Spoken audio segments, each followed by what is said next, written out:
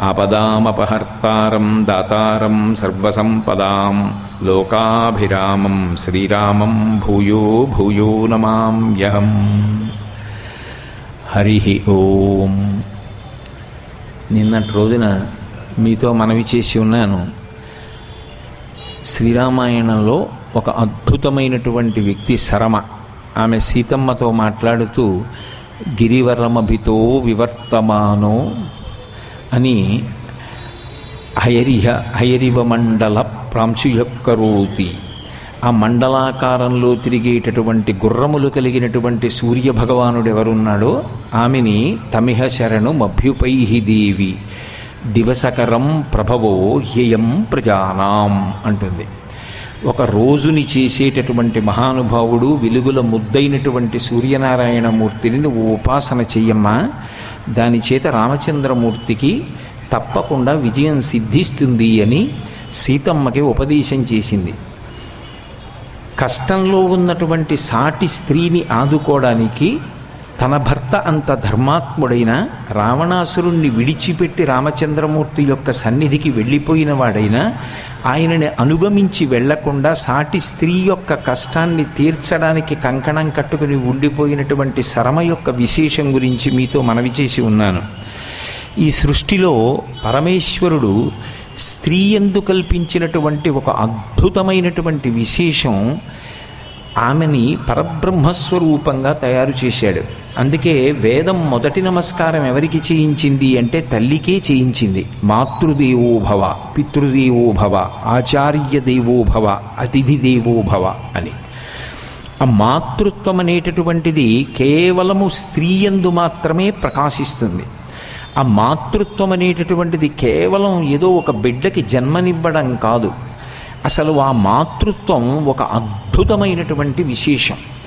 అది మనుష్యుల యందు ప్రకాశించడంలో, మనుష్యుల యందు ఆ మాతృత్వం స్పష్టంగా గోచరించడంలో వాళ్ళు మాట్లాడడం వల్ల ఉద్దీపనం చెందుతుంది. కానీ నిజానికి సమస్త ప్రాణులలో ఆ తల్లితనం అన్నది లేకపోతే అసలు ఈ సృష్టి లేదు, ఈ సృష్టి నిలబడదు, పెరగదు.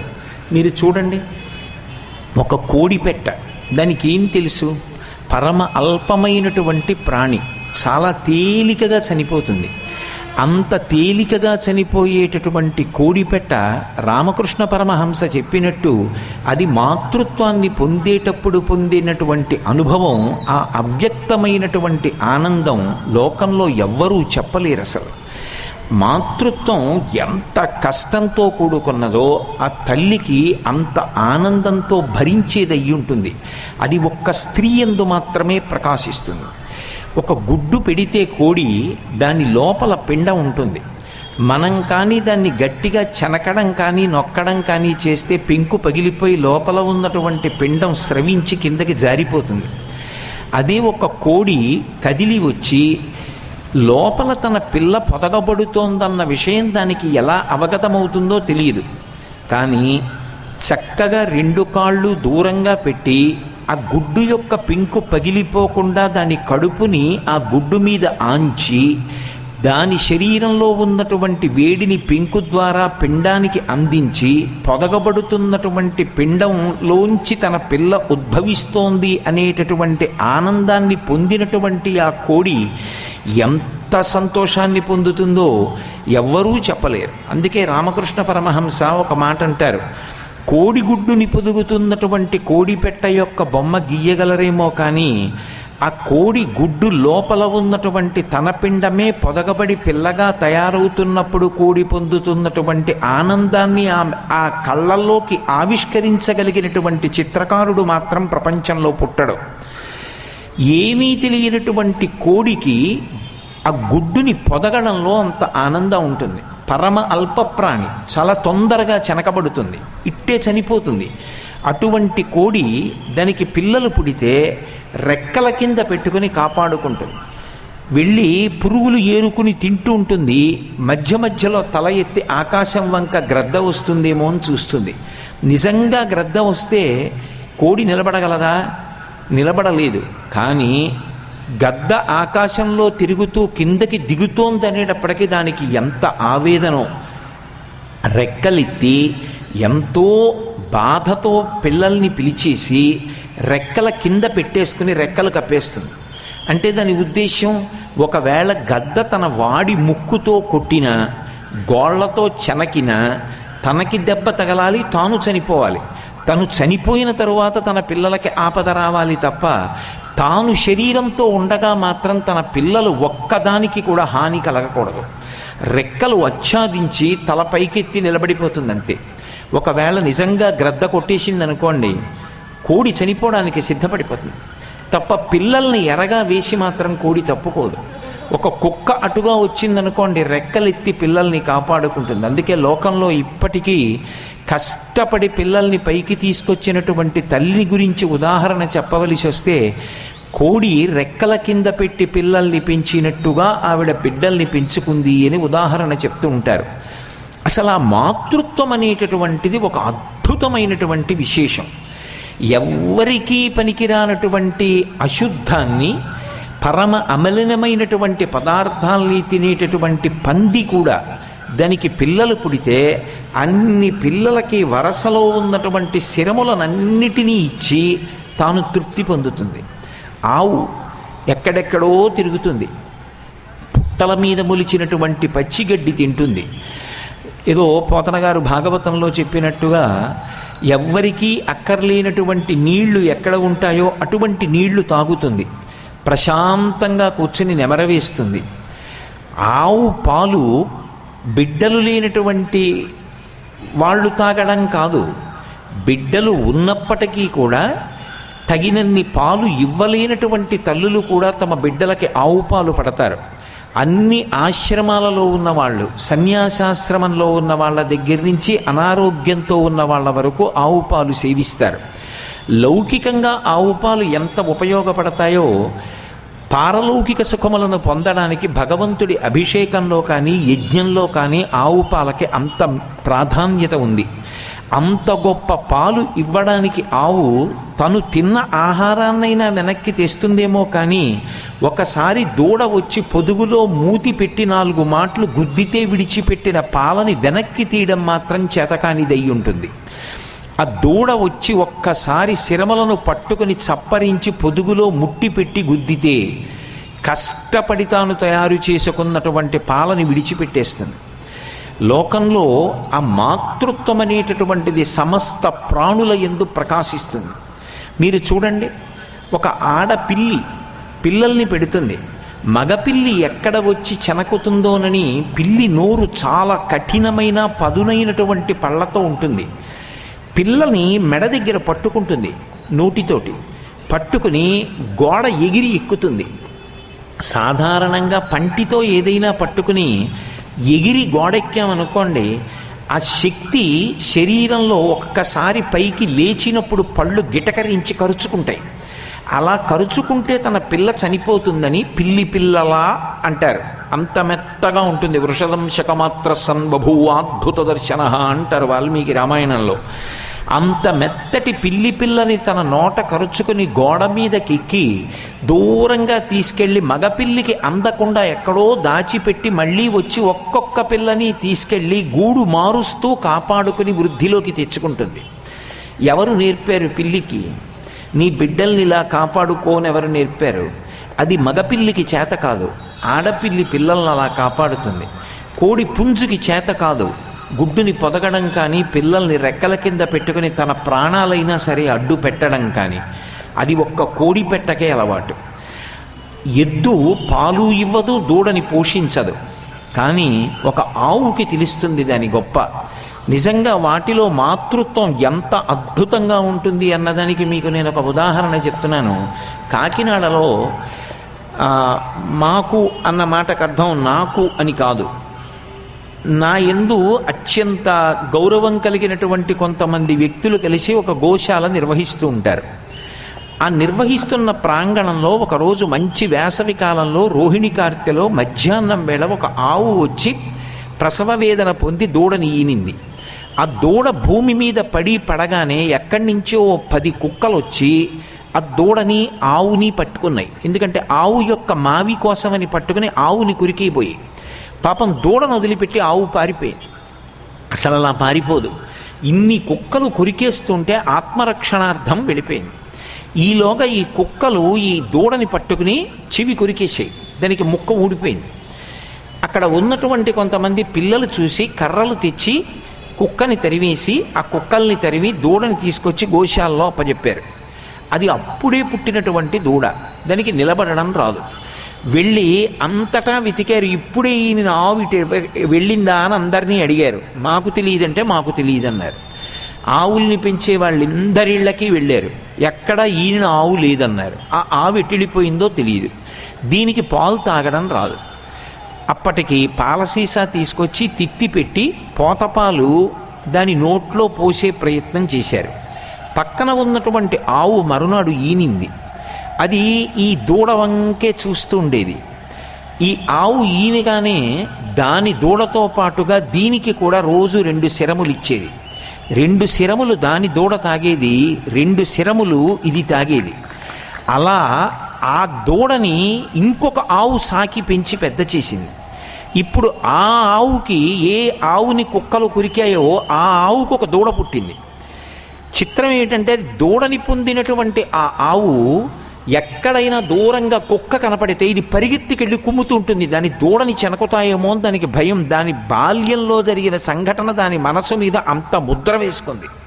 అది ఉత్తప్పుడు కుక్కల వెంట పరిగెత్తేది కాదు, కానీ దానికి దూడ పుట్టిన తర్వాత కుక్క అరుపు వినపడితే పరిగెడుతుంది, పరిగెత్తి కుక్కను దూరంగా తరుగుతుంది. మాతృత్వము అనేటటువంటిది ఎంత గొప్పగా ఉంటుంది అనడానికి లోకంలో అసలు మనుష్య ప్రాణి కాదు, స్త్రీ ప్రాణిగా ఉన్నటువంటి సమస్త ప్రాణుల యందు ఆ మాతృత్వం ప్రకాశించడం అంత అద్భుతంగా ఉంటుంది.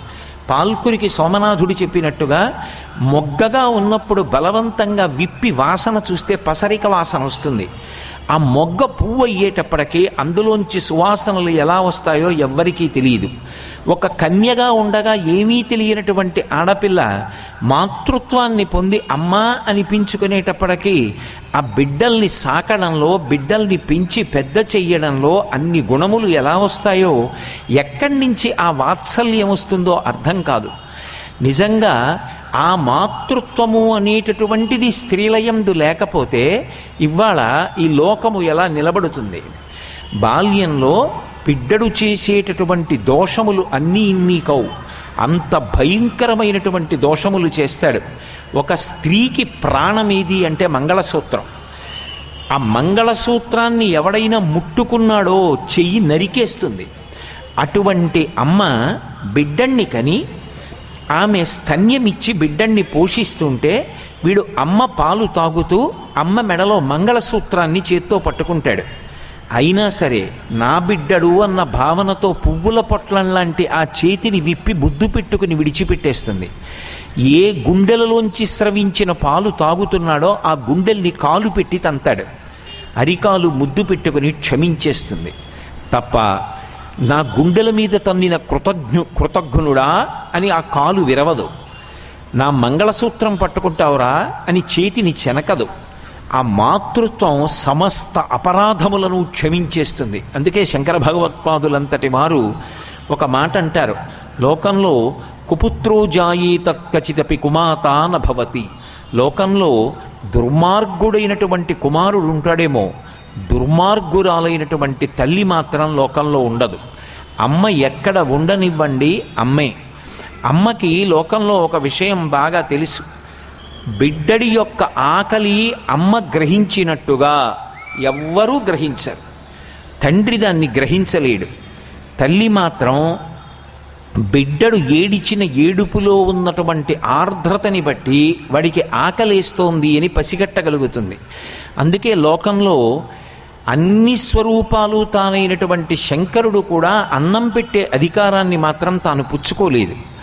ఆయన నిజానికి కంటికి కనపడేటటువంటి 8 భూతములుగా ఆయనే ప్రకాశిస్తున్నాడు.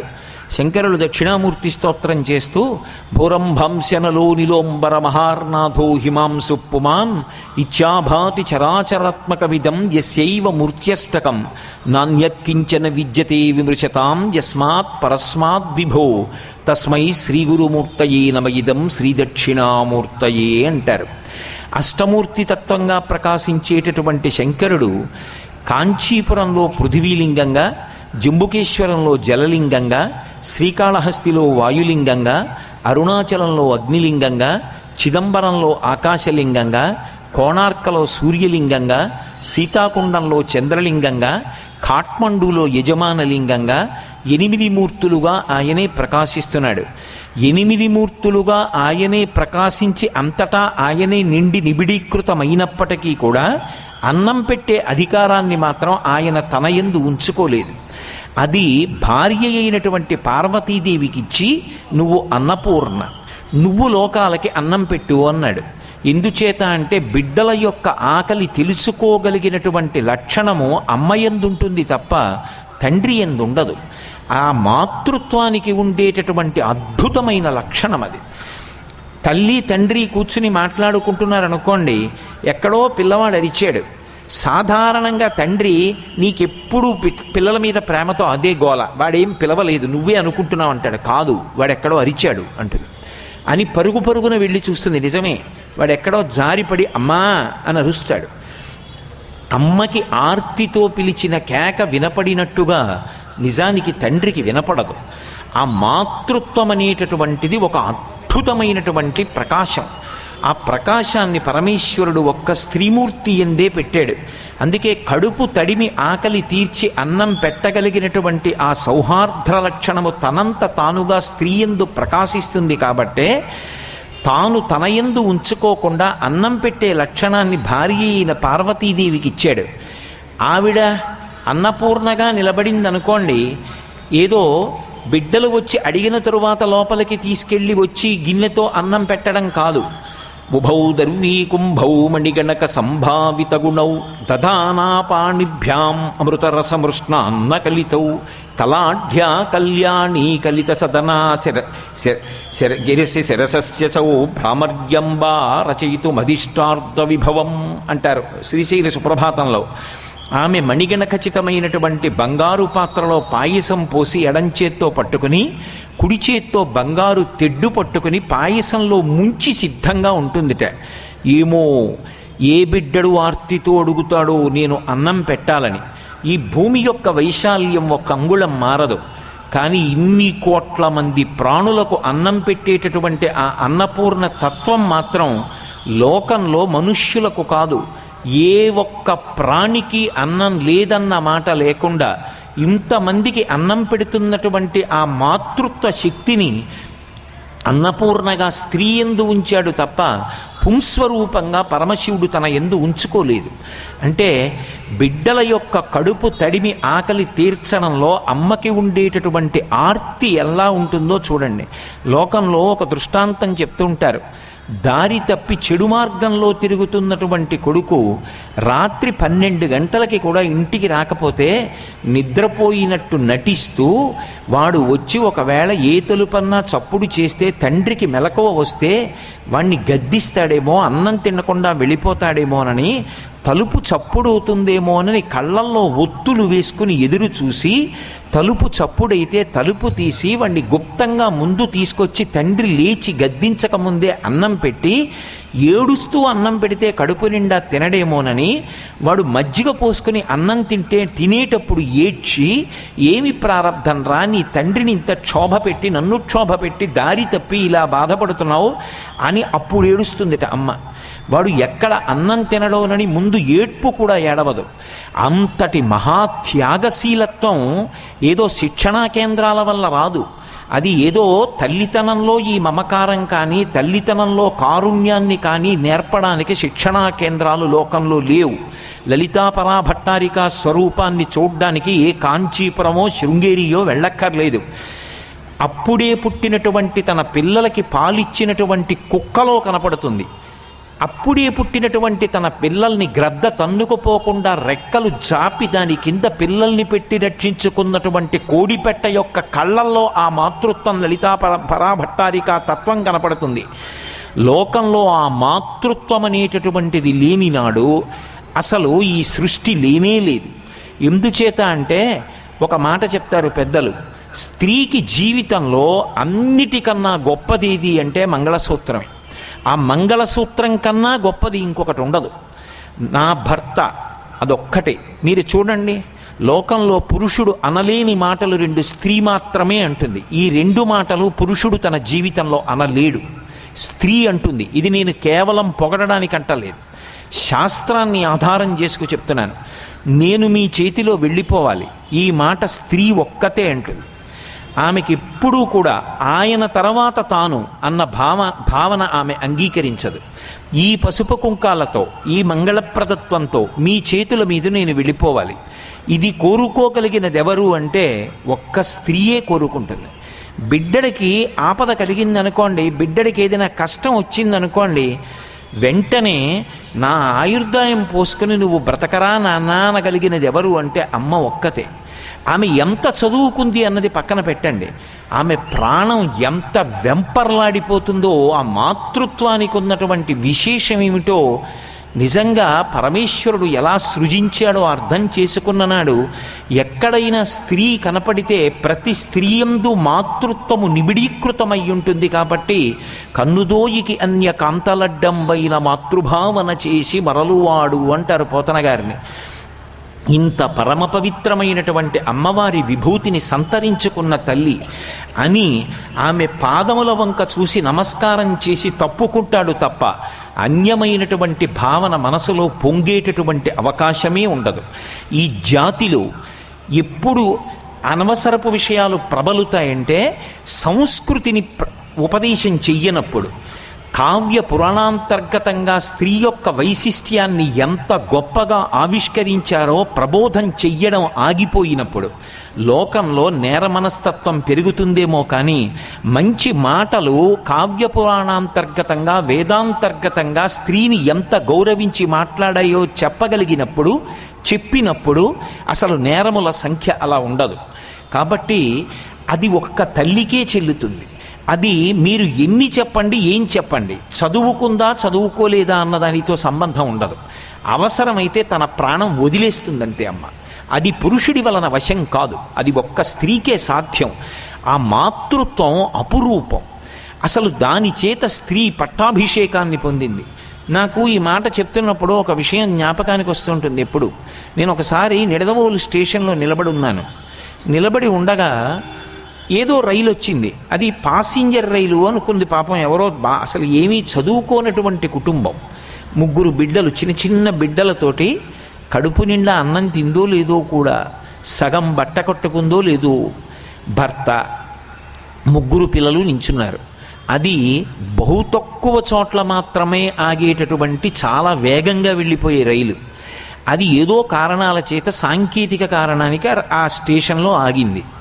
అది విశాఖపట్నంలో దిగచ్చు అనుకున్నారో, నర్సీపట్నంలో దిగచ్చు అనుకున్నారో, మరి ఎక్కడికి వెళ్ళాలనుకున్నారో తెలియక అది పాసింజర్ అనుకుని ఈ భార్య భర్త 3 పిల్లలు అందులోకి ఎక్కేశారు.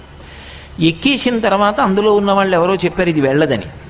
ఇది వెళ్ళదు అని చెప్పడంలో పొరపాటున ఏమైందంటే ముందు మొగాయిని దూకేసి పిల్లల్ని దింపుతున్నాడు. ఈ తల్లి దిగిపోయింది. ఈలోగా పెట్టి లోపలికి వెళ్ళిపోయాడు చిన్న పిల్లాడు. వాడి కోసం ఈవిడ అరుస్తోంది. రైలు వెళ్ళిపోయింది. రైలు వెళ్ళిపోతోందమ్మా, నువ్వు పడిపోతావు పట్టాల మీద, నువ్వు వెళ్ళొద్దు, ఎక్కద్దని ప్లాట్ఫామ్ మీద ఉన్న వాళ్ళందరూ ఆవిడని పట్టుకుంటున్నారు. నా బిడ్డడు వెళ్ళిపోతున్నాడు అందులోనూ, నేను చచ్చిపోయినా పర్వాలేదని ఆవిడ వెళ్ళిపోతున్నటువంటి రైలు ఊచ పట్టుకుని ఎక్కేయడానికి ప్రయత్నిస్తోంది. కిటికీ ఊచలు పట్టుకుని వేలాడతానంటుంది. నేను నిజంగా ఎంత గగుర్పాటు చెందానంటే, ఆ భర్త ఏమీ తెలియని అమాయకుడు, అలా ఎక్కుతావు చచ్చిపోతావు ఇంతమంది పట్టుకుంటే వినమే అని కొట్టేశాడు. ఒక పక్క భర్త కొట్టేస్తున్నాడు, ఒక పక్క ఒంటి మీద బట్ట సరిగ్గా లేదు, జారిపోయింది. ఆమె గుండెలు బాదుకుంటూ రైలు వెళ్ళిపోయిన వైపు పరిగెత్తుకెళ్ళిపోతోంది అంతే. కానీ మహానుభావుడు, నేను మర్చిపోలేను, ఆ స్టేషన్ సూపరింటెండెంటు వాకీటాకీలో మాట్లాడి రైలు ఆఫ్ చేశాడు. ఇక్కడ ఒక తల్లి ప్రాణంతో నిలబడేటట్టు లేదు, పిల్లవాడు ఉండిపోయాడు. పరిగెత్తుకెళ్ళి ఆ పిల్లాడిని తీసుకొచ్చారు. ఈలోగా పాపం ఆవిడ స్పృహ తప్పిపోయింది. సరే స్పృహ వచ్చిందనుకోండి, అందరూ ఏదో తలకో 10 రూపాయలు ఇచ్చారు. బహుశా తల్లి సేదతీరు ఉంటుంది బిడ్డల్ని చూసుకుని. తన బిడ్డలు 3 ఉన్న ఒక్క బిడ్డ రైలులో ఉండిపోతే అంత ఖేదపడిపోయింది. ఆమెని కొట్టాడు అతను, ఆమె మాత్రం ప్రాణం వదిలేయడానికి సిద్ధపడిపోయింది ఆ ఒక్క పిల్లాడి కోసం. అటువంటి మాతృత్వానికి ఏదైనా ప్రతిఫలం ఉంటుందా? రుణం తీర్చుకోవడం ఉంటుందా? అందుకే వేదమంతటిది అమ్మ విషయంలో నువ్వు రుణం తీర్చుకోలేవని చెప్పింది. తల్లి యొక్క తండ్రి యొక్క రుణాన్ని ఎవరూ తీర్చుకోలేరు. కానీ తండ్రి యొక్క రుణం తీర్చుకోవాలి అంటే ఒక ప్రత్యేకమైనటువంటి యాగం ఉంది. ఆ యాగం చేస్తే మాత్రం పితృరుణం తీరిపోతుంది, అమ్మ రుణం తీరదు. అందుకే ఈ దేశంలో ఒక సత్సంప్రదాయం ఉంది. సన్యాసాశ్రమం తీసుకుని పీఠాధిపత్యం పొందినా సరే, ఇలా సన్యాసాశ్రమం తీసుకుని పీఠాధిపత్యం పొంది పీఠాధిపతిగా కూర్చున్నారనుకోండి, వెంటనే తండ్రి గారు అలా వస్తే పీఠాధిపతి లేచి నిలబడరు. అందరితో పాటే పూర్వాశ్రమంలో తండ్రి కూడా పీఠాధిపతికి నమస్కారం చేసి వెళ్ళిపోతారు. అదే తల్లిగారు వస్తున్నారనుకోండి, పీఠాధిపతి లేచి నిలబడతారు. తల్లి అన్న మాటకి సన్యాసాశ్రమంలో కూడా అంత గౌరవాన్ని ఉంచింది శాస్త్రం. ఎందుకని అంటే ఆ మాతృత్వానికి పరమేశ్వరుడంతటి వాడు కూడా అంత విలువని అంత గౌరవాన్ని ఇచ్చి నమస్కరించాడు. నిన్ననే మీతో మనవి చేశా, స్త్రీ విషయంలో నాకు సాష్టాంగ నమస్కారం అక్కర్లేదు, పంచాంగ నమస్కారం చాలన్నాడు. భగవంతుడంతటి వాడు ఆ మాతృత్వం ముందు మోకరిల్లిపోయాడు. అంత గొప్ప స్త్రీమూర్తి, అంత గొప్ప మాతృత్వం ఆమె యందు మాత్రమే ప్రకాశిస్తాయి, అది పురుష శరీరమునందు ప్రకాశించదు. ఇక పరబ్రహ్మముగా మొట్టమొదటి నమస్కారం ఎవరందుకుంటారు అంటే అమ్మయే అందుకుంటుంది. అందుకే మాతృదేవో భవ అని వేదం 2 చేతులెత్తి అమ్మకి నమస్కారం చేయించింది. అమ్మ పరబ్రహ్మమైనట్లుగా తండ్రి పరబ్రహ్మంగా చెప్పడం చాలా కష్టం. నమ శంకరాయచ అంది ఎదుర్వేదం. అన్ని వేళలా బిడ్డల యొక్క సుఖము కొరకు ఆరాటపడతాడు కనుక ఈ భూమి మీద తిరుగాడుతున్నటువంటి శివస్వరూపం తండ్రి, కానీ పరబ్రహ్మస్వరూపం తల్లి. ఎందుచేత అంటే అసలు ఒక బిడ్డ పుట్టాడు అంటే ఆ బిడ్డ పుట్టడానికి, ఆ బిడ్డ లోపల ఉండడానికి తన యొక్క గర్భాన్ని గర్భాలయం చేసి ఇచ్చినటువంటిది తల్లియే.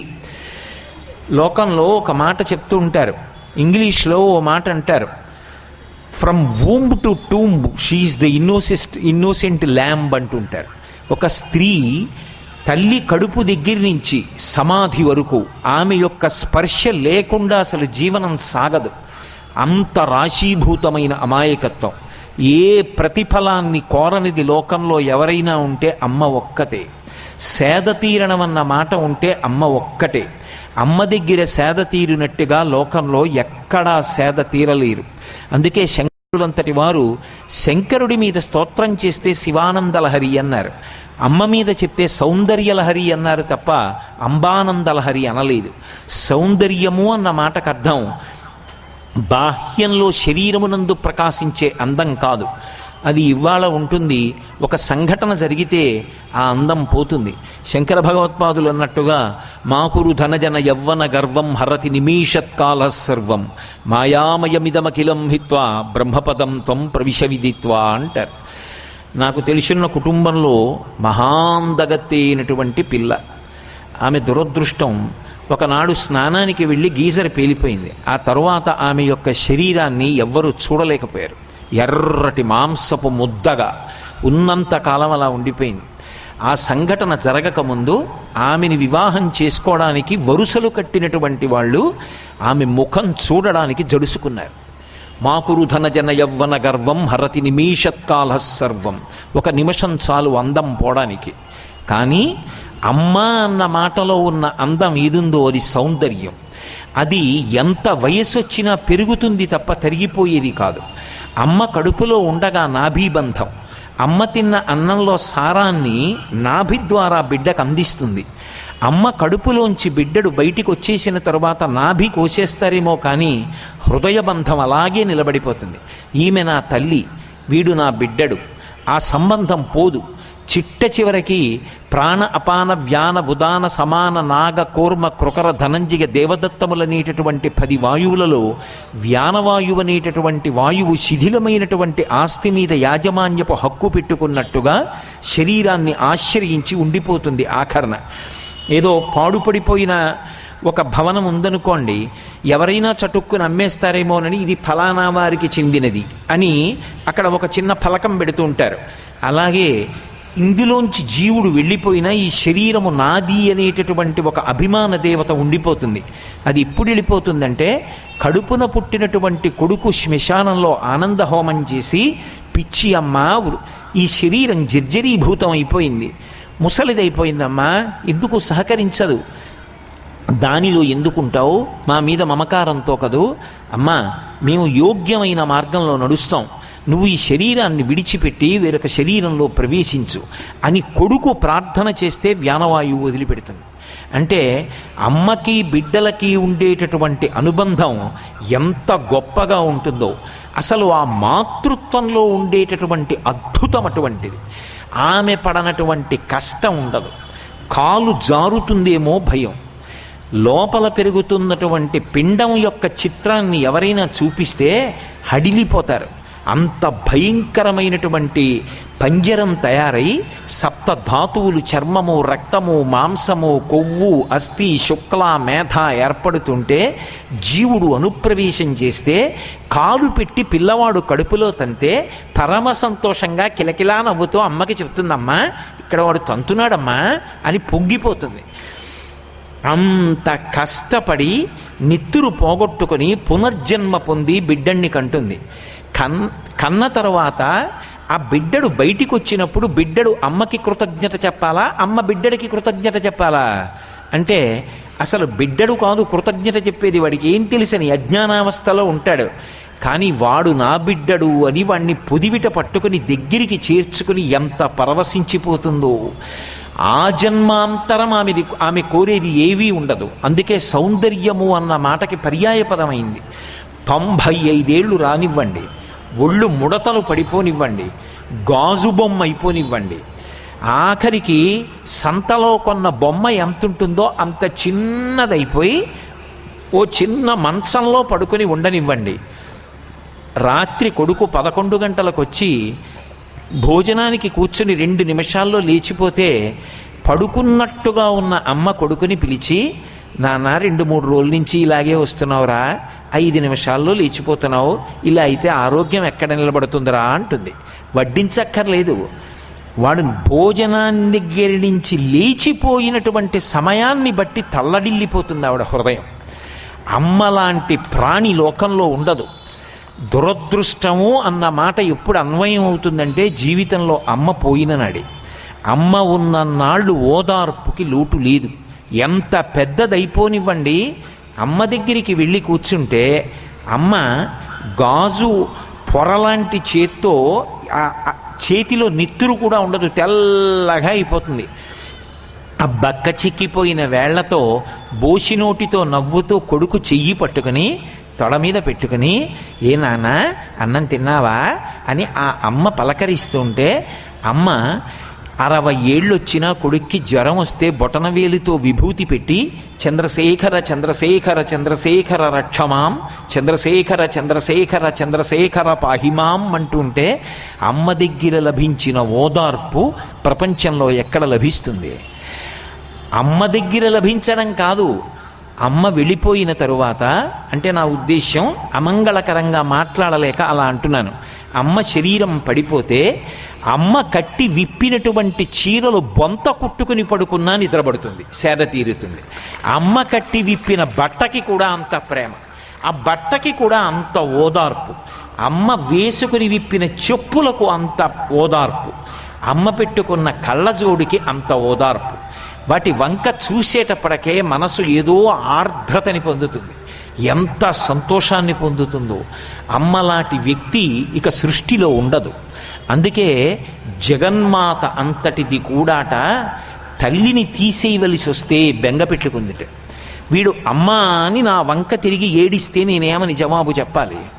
అలాగని అమ్మ చేతిలో బిడ్డ వెళ్ళిపోవడం మర్యాద కాదు. బిడ్డ చేతిలో అమ్మ వెళ్ళిపోవాలి. ఒక్క అమ్మని నేను తీసుకోవలసి వస్తే 3 అమ్మల్ని చూపించి అమ్మని తీసుకుంటానని, ఒరే నీకు భూమాతనిచ్చాను, ఎప్పుడూ ఈ తల్లి నువ్వు ఎక్కడ ఉన్నా అమ్మ ఒడిలోనే ఉన్నావు అని ఈ అమ్మనిచ్చింది. దేశమాత, ఈ దేశానికి అంతటికీ అధిష్టానం ఉంది. అది దర్శించారు దేశభక్తులు. ఇది ఈ దేశం యొక్క ఋషి సంప్రదాయం. ఇది కేవలం మట్టి అని వాళ్ళు అనలేదు. వందే మాతరం, వందే మాతరం, సుజలాం సుఫలాం మలయజ శీతలాం సస్య శ్యామలాం వందే మాతరం అంటాడు బంకించంద్ర చటర్జీ. ఒక వాల్మీకి ఎటువంటి వాడో, ఒక వ్యాసుడు ఎటువంటి వాడో, నా దృష్టిలో బంకించంద్ర చటర్జీ కూడా అటువంటి వాడే. అలా దేశమాతనంతటినీ కూడా ఒక రూపంగా చూసి ఆరాధించాడు మహానుభావుడు. నీకు దేశమాతనిచ్చాను, ఒక్క అమ్మని తీసుకోవలసి వస్తే గోమాతనిచ్చాను. నా పుట్టినరోజు నాడు మా అమ్మ తొక్కుడు లడ్డూలు చేసి అంత వృద్ధాప్యంలో కూడా వణికిపోతున్న చేత్తో నాకు అక్షతలు వేసి నా తల మీద చేతులు పెట్టి నాకు లడ్డు పెట్టి తిను నాన్న అనలేదు, చేతిలో పెట్టలేదు, నోరు తెరు అని నోట్లో లడ్డూ పెట్టి నేను తింటుంటే ఎంత సంతోషపడిపోయిందో, ఇంకా ఇంకా వృద్ధిలోకి రావాలని ఎన్ని ఆశీర్వచనాలు చేసిందో. అటువంటి అమ్మ చేతి పదార్థం తినలేదని నువ్వు నన్ను రేపు పొద్దున్న నింద చేస్తావేమో. నీకు గోమాతనిస్తున్నాను. నీ పుట్టినరోజు నాడు ఆవు పాలు తాగు, ఆవు పాలు తాగితే ఎప్పటికీ నువ్వు అమ్మ చేతి అన్నం తిన్నవాడివి అని ఒక్క అమ్మని తీసుకోవలసి వస్తే జగన్మాత ముగ్గురు అమ్మల్ని చూపించి ఆ పైన నీ అమ్మ ఎక్కడో లేదురా, నాలోనే చేరింది, నా దగ్గరికి వచ్చి చేసిన నమస్కారం మీ అమ్మకే అందిస్తానని ఓదార్చి తీసుకుందిట. అమ్మ అన్న మాట అంత గంభీరం. నిజానికి తండ్రి కన్నా కొడుకు శరీరం వేరు, తండ్రి కన్నా కూతురు శరీరం వేరు. కానీ యథార్థం చెప్పవలసి వస్తే అమ్మ కన్నా కూడా బిడ్డ యొక్క శరీరం వేరు కాదు. నా గోరు తీసి అక్కడ పెట్టాననుకోండి, నా నుంచి వేరు చేసిన అది నా గోరి. నా కాలి వేలు ముక్క చేసి అక్కడ పెట్టాననుకోండి, అది వేరైపోయినా నా కాలి వేలే. నేను మా అమ్మ కడుపులో పెరిగాను. నేనే కాదు, మీరందరూ, మనమందరం అమ్మ కడుపులో ఊపిరి పోసుకున్నాం. అమ్మ తిన్న అన్నంలోంచి ఈ సప్తధాతువులు వచ్చాయి. ప్రసవ వేదన పడి ఎంత కష్టపడి ఈ శరీరాన్ని కందో. అమ్మ శరీరంలో అంతర్భాగం బయటికి వచ్చింది తప్ప గోరు ఊడి బయటికొచ్చిన నాదైనట్టు మా అమ్మ శరీరంలో ఒక ముక్క ఈ శరీరం. కాబట్టి ఇది ఎప్పటికీ మా అమ్మదే తప్ప నాది మాత్రం కాదు. అందుకే అమ్మ అమ్మే. అబ్దుల్ కలాం గారంతటి మహానుభావుడు రాష్ట్రపతి పదవిని చేసి దేశానికి ఖ్యాతి తెచ్చినవాడు, అంతటి శాస్త్రవేత్త ఒక మాట రాసుకున్నారు. వింగ్స్ ఆఫ్ ఫైర్కి ఉపోద్ఘాతం రాస్తూ, అమ్మ రెండవ ప్రపంచ యుద్ధం జరుగుతున్నప్పుడు తినడానికి రొట్టెలు లేని రోజులలో నేను వచ్చి రొట్టెలు తింటుంటే నీకు ఉంచుకోకుండా రుచిగా ఉన్నాయని నేను రొట్టెలన్నీ తినేశాను, నాకు పెట్టేశావు. అన్నయ్య వచ్చి, ఏరా అసలే రెండో ప్రపంచ యుద్ధం జరుగుతోంది, రేషను గోధుమలు దొరకట్లేదు, నువ్వు రుచిగా ఉన్నాయని తినేస్తుంటే అమ్మ తను తినకుండా నీకు పెట్టేసింది. తను తినకుండా నీకు పెట్టిందే, పెట్టి ఇవాళ రాత్రి అమ్మ పస్తుంటోందే, చూసుకోక్కర్లేదా? అమ్మ నీకున్నాయా అని నువ్వు అడగక్కర్లేదా? అడగకుండా తిన్నావే అంటే పసికలాం గారు ఏమీ తెలియక అమాయకంగా ఆర్ద్రతతో, అయ్యో అమ్మా నువ్వు తినవలసింది తినేశానా అని అమ్మ వంక చూస్తే చటుక్కున వంగి తల పట్టుకొని రెండు బుగ్గల మీద ముద్దు పెట్టుకొని, నాన్న నీ బొజ్జ నిండితే నా బొజ్జ నిండినట్టేరా అని అమ్మ ఏ కడుపు తడివి రొట్టెలు పెట్టావో ఆ నువ్వు పెట్టిన రొట్టెలతో ఏర్పడిన ఈ శరీరం ఈ దేశానికి ఎంత సేవ చెయ్యాలో అంత సేవ చేసిందమ్మా, చేస్తూనే ఉంటుంది. There comes a day of the final judgement అని రాసుకున్నారు ఆయన. పరమేశ్వరుడు అంతిమమైన తీర్పు చెప్పే రోజు ఒకటి వస్తుందమ్మా. ఆ రోజున నేను ఈ శరీరాన్ని విడిచిపెట్టాక నువ్వు ఎక్కడకు ఉన్నా వచ్చి మొట్టమొదట నీ పాదముల దగ్గరే వంగి నమస్కారం చేస్తానమ్మా అని రాసుకున్నారు. అమ్మ అన్న మాటలో అంత త్యాగం ఉంటుంది. లోకంలో ఎవరైనా ఒక పదార్థాన్ని వండి పెట్టారనుకోండి, మనం తినలేదనుకోండి, ఏమండి మీరు వంకాయ కూర తినరా అని అడుగుతారు.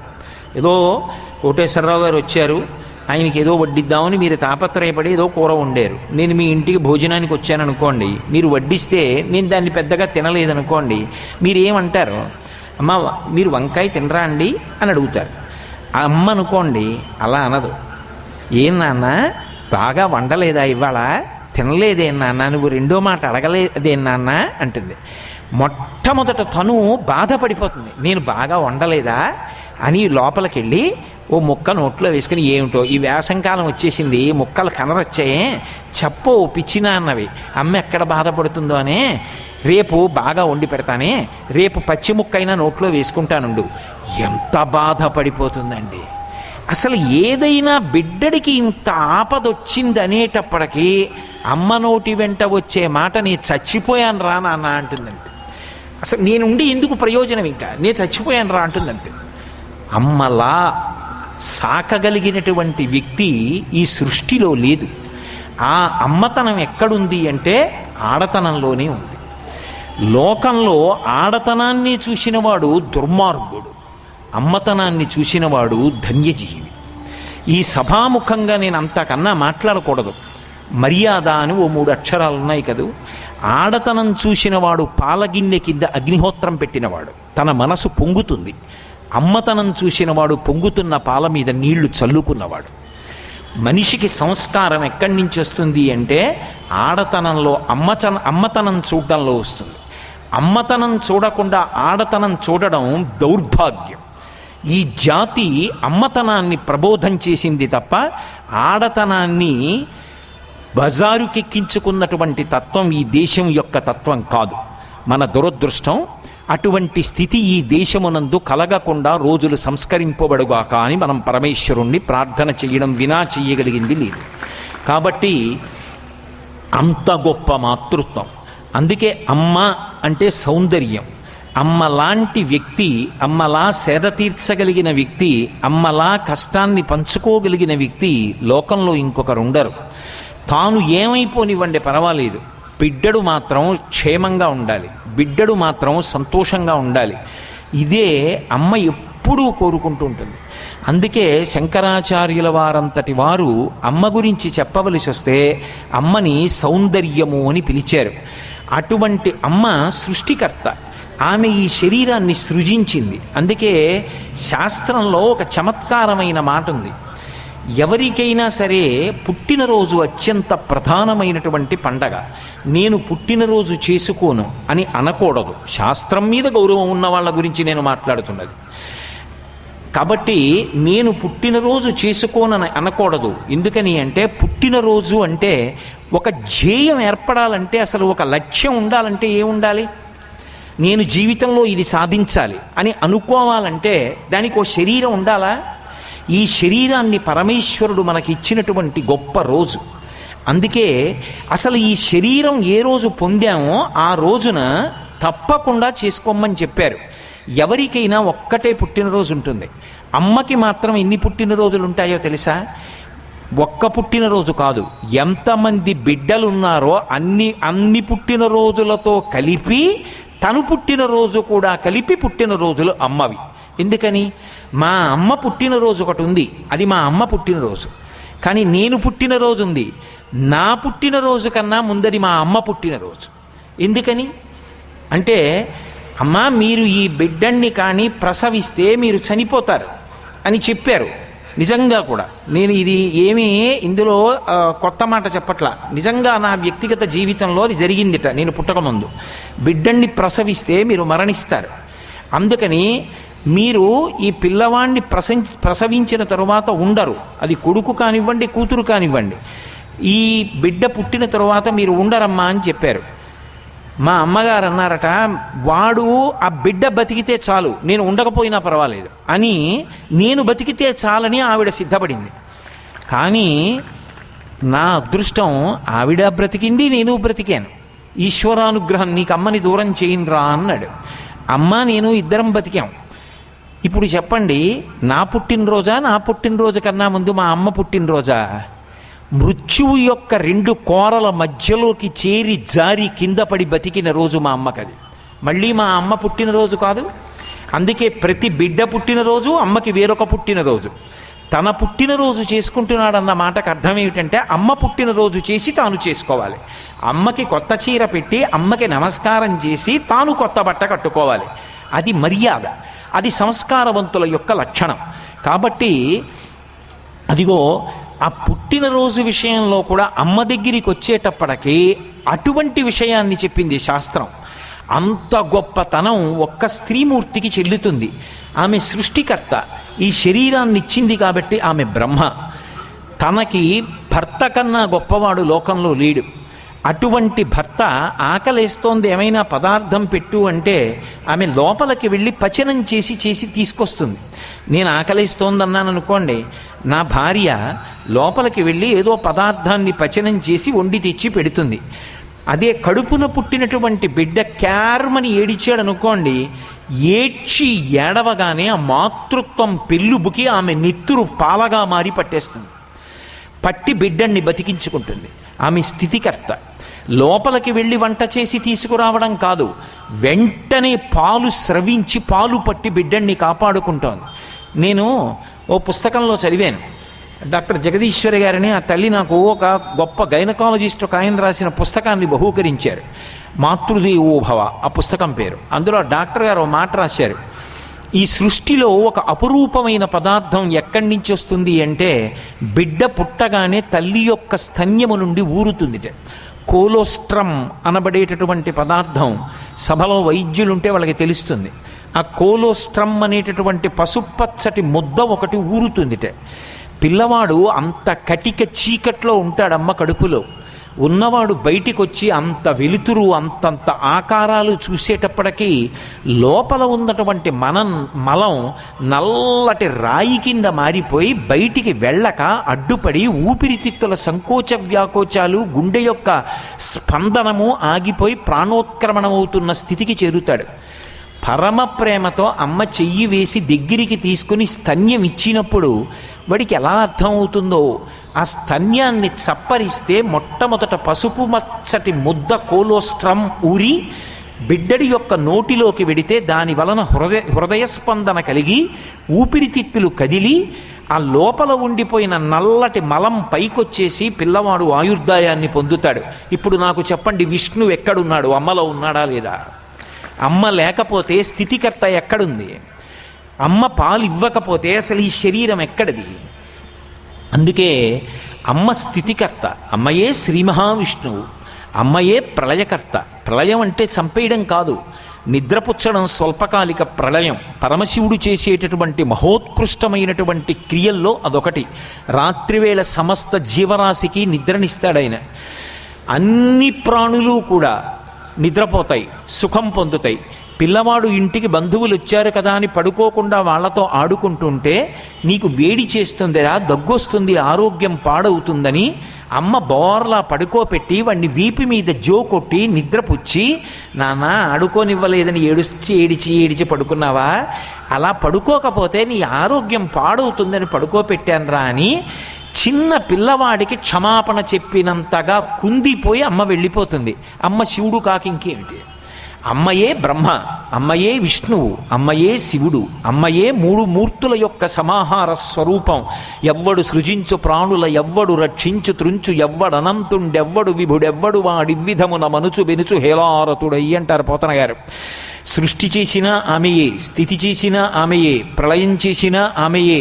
అందుకే సృష్టికర్త, స్థితికర్త, ప్రళయకర్తల యొక్క సమాహార స్వరూపమైనటువంటి పరబ్రహ్మస్వరూపమైనటువంటి అమ్మ మొట్టమొదటి నమస్కారాన్ని అందుకుంటోంది. మాతృదేవోభవ అని కీర్తింపబడింది.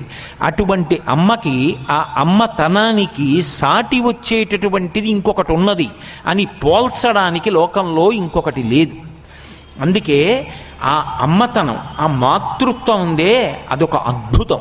అది ఎక్కడ ప్రకాశిస్తుంది అంటే స్త్రీ యందు ప్రకాశిస్తుంది. ఈ జాతి గొప్పతనం ఏమిటంటే అమ్మతనాన్ని చూడలేక ఆడతనాన్ని చూసిన వాడెవరున్నాడో వాడు హింసింపబడి నశించిపోతాడు.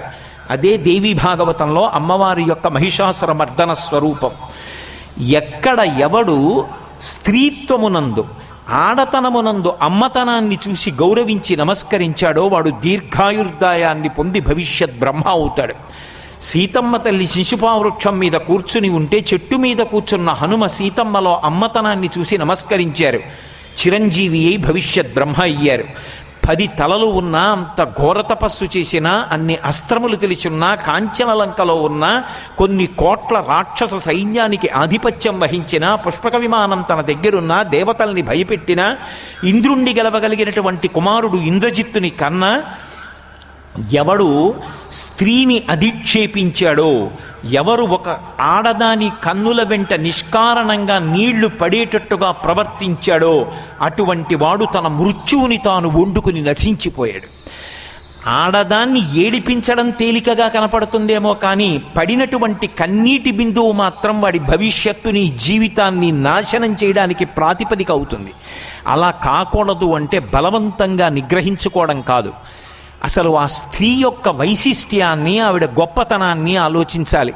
కంటికి ఒక స్త్రీ కనపడింది అంటే ఆమె బిడ్డల పట్ల ఆమె యొక్క మాతృత్వం, ఆమె భర్త పట్ల ఆమెకున్న పవిత్రమైనటువంటి భావన, ఆమె పాతివ్రత్యం, భారతదేశంలో ఆమె తీసుకొచ్చినటువంటి కీర్తి ప్రతిష్టలు, సతీ అనసూయాది మహాతుల్లుల యొక్క వారసత్వం, ఆ జాతిలో పుట్టిన నేను ఒక స్త్రీ కనపడితే నమస్కరించడం అలవాటైన వాడను తప్ప వెకిలి చూపు చూసేటటువంటి జాతికి చెందినవాడను నేను కాను.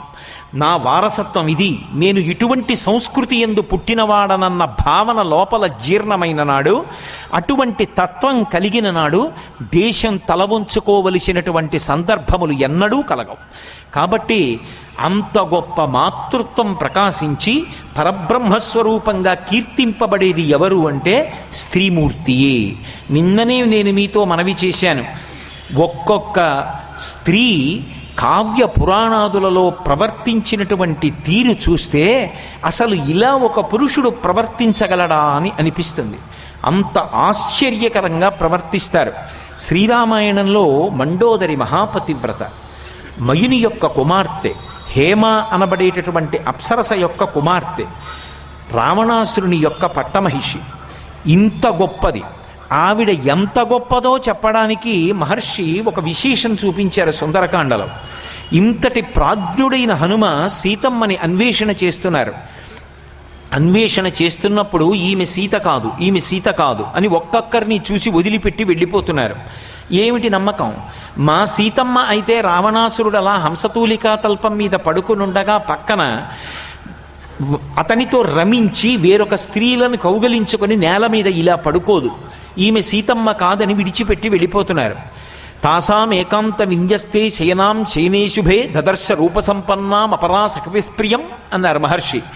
వేరుగా దూరంగా ఒక హంసతూలికా తల్పం మీద పరమ పవిత్రంగా నిద్రపోతున్నటువంటి దివ్యమంగళమూర్తి అయినటువంటి స్త్రీ కనపడింది. ఓ, ఇంత పవిత్రంగా దూరంగా ఆవుల మందతో కలిసి రమించి నిద్రపోతున్న ఆబోతులా పడుకున్నటువంటి రావణుడు అక్కడ ఉంటే ఇంత గౌరవంగా ఉందంటే ఈమె సీతమ్మ అయ్యుంటుందని అస్ఫోటయామాస చుజుంబపుచ్చం ననంద చిక్రీడ జగౌ జగామ స్తంభానరోహాత్ నిపపాత భూమౌ నిదర్శయన్ స్వాం ప్రకృతిం కపీనాం అన్నారు మహర్షి. ఆమె సీతమ్మ అని అనుకుని స్తంభాలెక్కారు, కిందకి దూకారు, తోక చివరి భాగాన్ని చేత్తో పట్టుకున్నారు, ముద్దు పెట్టుకున్నారు, గంతులేశారు, పాటలు పాడారు, భుజాలు తెరుచుకున్నారు, కోతి బుద్ధి బయట పెట్టుకున్నాడు అన్నారు మహర్షి. నిజంగా సీతమ్మ హంసతూలికా తల్పం మీద నిద్రపోతుందా రాముడు పక్కన లేకుండా? అంతటి మహాపతివ్రత, అంతటి మహాపతివ్రత అయినటువంటి సీతమ్మని అపహరించి తీసుకొచ్చి రావణాసురుడు బంధీకృతురాల్ని చేసి తన ధర్మపత్ని అక్కడ హంసతూలికా తల్పం మీద ఉండగా ఇంతమంది ఇతర కాంతలతో రమించి నిద్రపోతున్నాడు. భరించింది ఆవిడ. అది ఆవిడ హృదయం. అందుకని పతివ్రత అయింది. నిన్న నేను మీతో చెప్పాను, తన ధర్మాన్ని తాను చేసుకుంటూ వెళ్ళిపోయింది. నా భర్త ఇటువంటి వాడు కాబట్టి నా ధర్మం మార్చుకుంటా అన్న ఆవిడ అనలేదు. అందుకని మహాపతివ్రత అయింది. ఈ దేశంలో ఒక్కొక్క స్త్రీ మాట్లాడినటువంటి మాటలు వింటే ఆశ్చర్యపోస్తాం. సాధారణంగా ఎటువంటి స్త్రీ అయినా అదుపు తప్పిపోయేది ఎప్పుడు అంటే, తట్టుకోలేని శోకం ఎప్పుడు అంటే, ఒకటి భర్త జారిపోయినప్పుడు, రెండు కడుపున పుట్టిన బిడ్డ జారిపోయినప్పుడు ఆమె శోకానికి అవధి ఉండదు. అటువంటిది 10 తలలు ఉన్నటువంటి రావణాసురుడి యొక్క గుండె భేదింపబడి వక్షస్థలంలోంచి వెళ్ళిన బాణం భూమిలో గుచ్చుకుని తిరిగి వచ్చి రామచంద్రమూర్తి యొక్క అక్షయబాణ తునీరంలో ప్రవేశిస్తే నిత్తురోడిపోతూ ఆ భూమి మీద పడిపోతే గ్రద్దలు రాబందులు పైన ఎగురుతుంటే దేవతలందరూ జయ జయధ్వానం చేస్తుంటే మండోదరికి కబురు చేసి పల్లకిలో పిలిపించారు. ఆవిడ యుద్ధభూమికి వచ్చింది. వేరొకరైతే రామాయణం అంతకు ముందు చదవకపోతే ఇప్పుడు మండోదరి ఏమంటుంది అని అడిగితే వెంటనే ఏం చెప్తారంటే రాముడు ఎక్కడున్నాడని అడుగుతారు. రావణాసురుడి శరీరం అలా పడిపోయి ఉంటే ఆ పక్కనే చెట్టు దగ్గర రాముడు లక్ష్మణస్వామి నిలబడి ఉన్నారు. పక్కన విభీషణుడు నించునున్నాడు. ఎంత తప్పు చేసినా తన భర్తని చంపేశాడన్న కోపంతో రాముడి వంక చూసి నింద చేస్తుంది అని అనుకుంటారు. కానీ ఆమె ఎంత ధర్మాత్మురాలంటే, ఎంతగా గీత దాటలేదంటే ఆవిడ రావణాసురుడి దగ్గరికి వెళ్ళి ఏడుస్తూ ఆవిడంది, వీళ్ళందరికీ అమాయకత్వంతో తెలియని విషయం ఒకటి ఉన్నది. రావణ, నిన్ను రాముడు చంపాడని వీళ్ళు అనుకుంటున్నారు, కానీ నీ భార్యని కనుక నాకు తెలుసు. నిన్ను చంపింది రాముడు కాదు, నీ ఇంద్రియములు చంపేశాయి. ఇంద్రియాని పురాజిత్వా జితం త్రిభువనంత్వయా స్మరద్భిరివతద్వైరం ఇంద్రియైరేవ నిర్జిత. ఒకానొకనాడు నువ్వు త్రాచుపావుని తొక్కిపెట్టినట్టు నీ ఇంద్రియాలని తొక్కిపెట్టావు తపస్సులో. ఒక త్రాచుపాము అకస్మాత్తుగా ఇలా వచ్చేసింది అనుకోండి, నేను కంగారు పడి ఇలా చూసి ఇలా కాలు పెట్టాను అనుకోండి, అది దాని పడగ మీద పెట్టాను. ఇప్పుడు ఆ పావు నన్నేం చేయదు, ఎందుకంటే దాని పడగ నా అరికాలు కింద ఉంది. ఆ పావు నన్నేం చేయలేదని నేను ధైర్యంగా ఉండగలనా? నేనెప్పుడు పాదం ఎత్తుతానని పాము చూస్తుంది. ఎప్పుడు అది నా కాలు కింద నలిగిపోతుంది, ఎప్పుడు నేను పాదం ఎత్తాలి, ఎప్పుడు దాని దగ్గర నుంచి దూరంగా వెళ్ళిపోవాలని నేను చూస్తూ ఉంటాను. ఒకవేళ కాలు ఎత్తేసాను అనుకోండి, అమ్మయ్య ఎత్తేసాడని అది వెళ్ళిపోతుందా? ఖచ్చితంగా కాటు వేసి వెళ్ళిపోతుంది. నువ్వు బలవంతంగా తపస్సులో ఇంద్రియములను తొక్కిపెట్టావు కోరికల కోసం. బలవంతంగా తొక్కిపెట్టిన ఇంద్రియాలు పగ పెంచుకొని నిన్ను కాట్లు వేశాయి. యుక్తాయుక్త విచక్షణ తెలియలేదు. నాలో లేని ఏ అందం నీకు సీతమ్మలో కనపడిందిరా దుర్మార్గుడా, నిన్ను చంపిందిరా రాముడు కాదురా, నీ ఇంద్రియములు చంపేసేయండి. ఈ ఒక్క మాట లోకానికి అందితే జాతి చెయ్యకూడని పొరపాట్లు చెయ్యదు.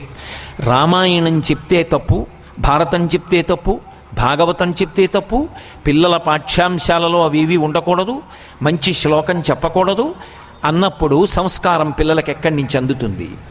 ఏవి అందాలో అవి అందితేనే సంస్కారం ఏర్పడుతుంది. అందుకే అద్భుతమైన మాట చెప్పింది తల్లి. ఇంద్రియములను బలవంతంగా నిగ్రహించావు, ఊరుకున్నాయి. అవి అదుపు తప్పి అవకాశం వచ్చింది, కాట్లు వేశాయి. నాలో లేని ఏ అందం నీకు సీతమ్మలో కనపడిందని అడిగింది. సభాముఖంగా నేను ఒక్క మాటే చెప్పగలను, అంతకన్నా నేను గీత దాటి మాట్లాడడం సభ్యత కాదు. ఒక పాత్రలో పాయసం పోశారు, అది రాగి పాత్ర. వేరొక బంగారు పాత్ర తీసుకొచ్చి పాయసం పోశారు. బంగారు పాత్రతో తాగిన పాయసమైనా అదే రుచి, రాగి పాత్రతో తాగిన పాయసమైనా అదే రుచి. రాగి పాత్ర నీదైనప్పుడు ధర్మం తప్పకుండా రాగి పాత్రలోనే తాగు తప్ప నీది కాని బంగారు పాత్రలో తాగుదామని నువ్వు మాత్రం అలమటించకు. ఎక్కడైనా పాయసం రుచి ఒకటే. రుచి ఒకటైన పాయసం కోసం పాత్ర యొక్క మిలమిల చూసి నువ్వు కాని గీత దాటావా, భ్రష్టుడవైపోయి కొన్ని కోట్ల జన్మలు జారిపోతావు. వద్దు.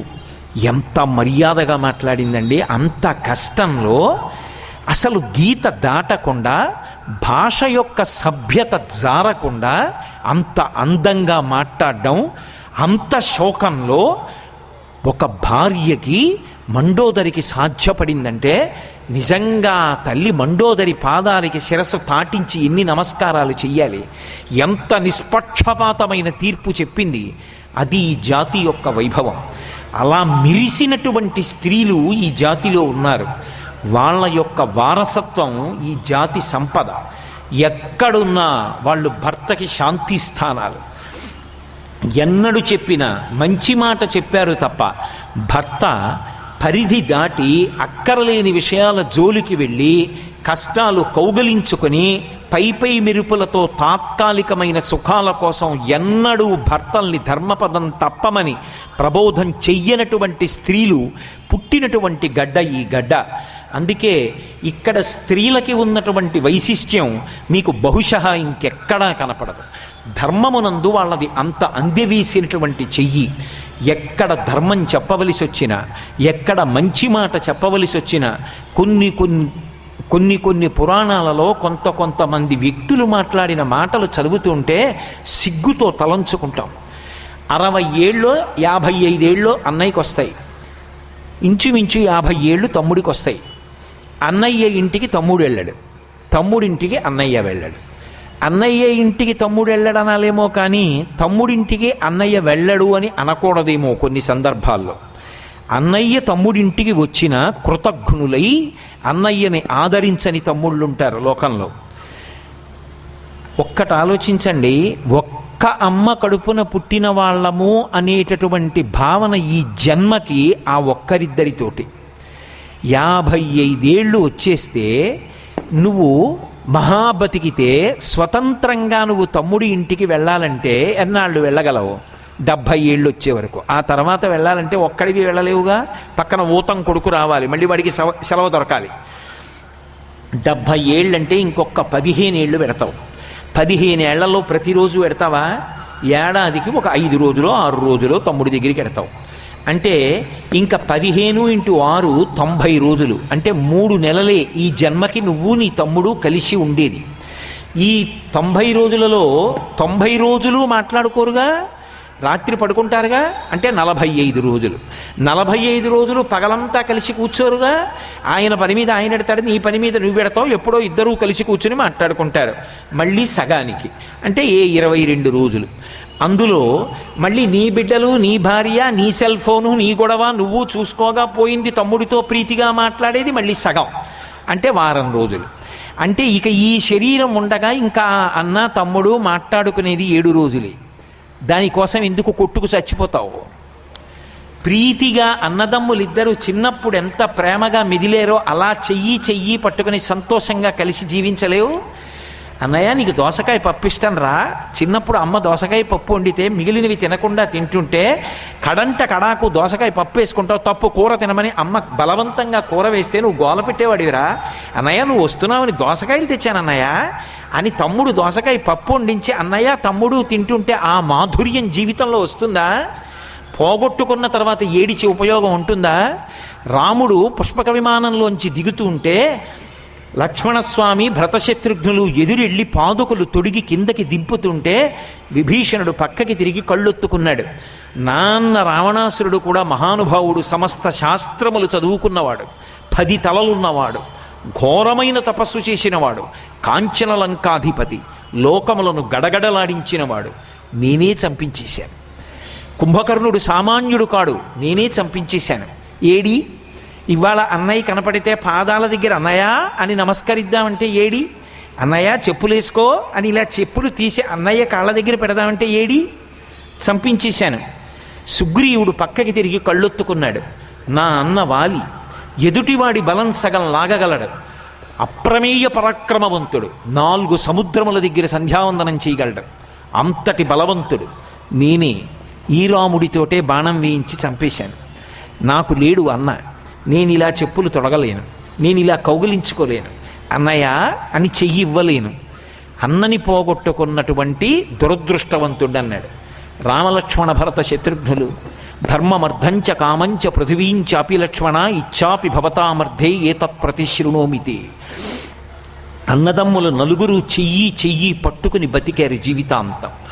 వాళ్ళది కాదు గొప్ప, అలా బ్రతకగలిగారు అంటే వాళ్ళు అలా బ్రతికేటట్టుగా మాట్లాడి బ్రతకడానికి అవకాశం ఇచ్చినది శాంతిస్థానములైన భార్యలు. నేను ఒక్క మాట చెప్తాను, ఆలోచించండి. మీ అన్న రాముడు అరణ్యవాసానికి వెడుతున్నాడంటే మీ నాన్న దశరథ మహారాజు గారు వరం అడిగాడు, వెడుతున్నాడు. మీ వదిన వెడుతోందంటే సహధర్మచారిని వెడుతోంది. 14 ఏళ్ళు నువ్వెందుకయ్యా అని లక్ష్మణస్వామి భార్య ఊర్మిళ అడగవచ్చు. అసలు నిజంగా రామాయణంలో ఎక్కువ మాటలు, ఎక్కువ బాధ, ఎక్కువ శోకం ఎవరిది ఉండాలంటే ఊర్మిళది ఉండాలి. ఒక్క మాట ఊర్మిళది లేదు. అంటే ఆయన అంతటి ధర్మాత్ముడు అన్నగారి కోసం వెళ్ళిపోయాడు. అటువంటి భర్త కన్నా నాకేం కావాలని మాట్లాడలేదు కాబట్టి వాల్మీకి రాయలేదు. ఆమె అడ్డుపడుంటే లక్ష్మణుడికి ఇవాళ ప్రతి దేవాలయంలో రాముడి పాటు పక్కన ఉండేవాడా? ఆఖరికి అవతారం వెళ్ళిపోయిన తరువాత కూడా వామాంకస్థిత జానకీ పెరిలి సత్కోదండ దండంకరే అని పక్కన లక్ష్మణస్వామి ఉండేటట్టుగా భద్రాచలంలో వెలిశాడు. అంటే ఏ రామాలయానికి వెళ్ళండి రామలక్ష్మణ సీతమ్మలు హనుమ ఉంటారు. అలా ఉన్నారు అంటే రామలక్ష్మణులు అలా జీవితాంతం ఉండడానికి కారణం సీతమ్మ ఊర్మిళ అలా సహకరించడం, మాండవి శృతకీర్తి సహకరించడం. స్త్రీ తాను ఎంత శక్తివంతురాలో తెలుసుకోవడం ఒకెత్తు, తాను ఎంత శక్తివంతురాలో తెలుసుకున్న తరువాత తన శక్తి లోకము యొక్క శాంతి కొరకు, తన కుటుంబ శాంతి కొరకు వెచ్చించగలిగినటువంటి శీల వైభవాన్ని పొంది ఉండడం ఒక ఎత్తు. అది ఆచరణాత్మకమైన నాడే 10 మంది ప్రశాంతంగా జీవనం చెయ్యగలిగినటువంటి అవకాశం కలుగుతుంది. ఎంత గొప్పగా మాట్లాడుతుందో తార. ఎందుకు పెట్టారో మహర్షి పేరు? తార అంటే నక్షత్రం, తళుక్కుమంటుంది. రామాయణంలో నిజంగా తళుక్కుమంటుంది. ఎంత గొప్పగా మాట్లాడిందిరా అనిపిస్తుంది. 2 సార్లు మాట్లాడుతుంది. ఇవాళ నేను తారావైభవమే చెప్పాననుకోండి, ఇక నేను స్త్రీ వైశిష్ట్యం ఏం చెప్పను. అందుకని ఒక్క సందర్భాన్ని స్పృశిస్తాను.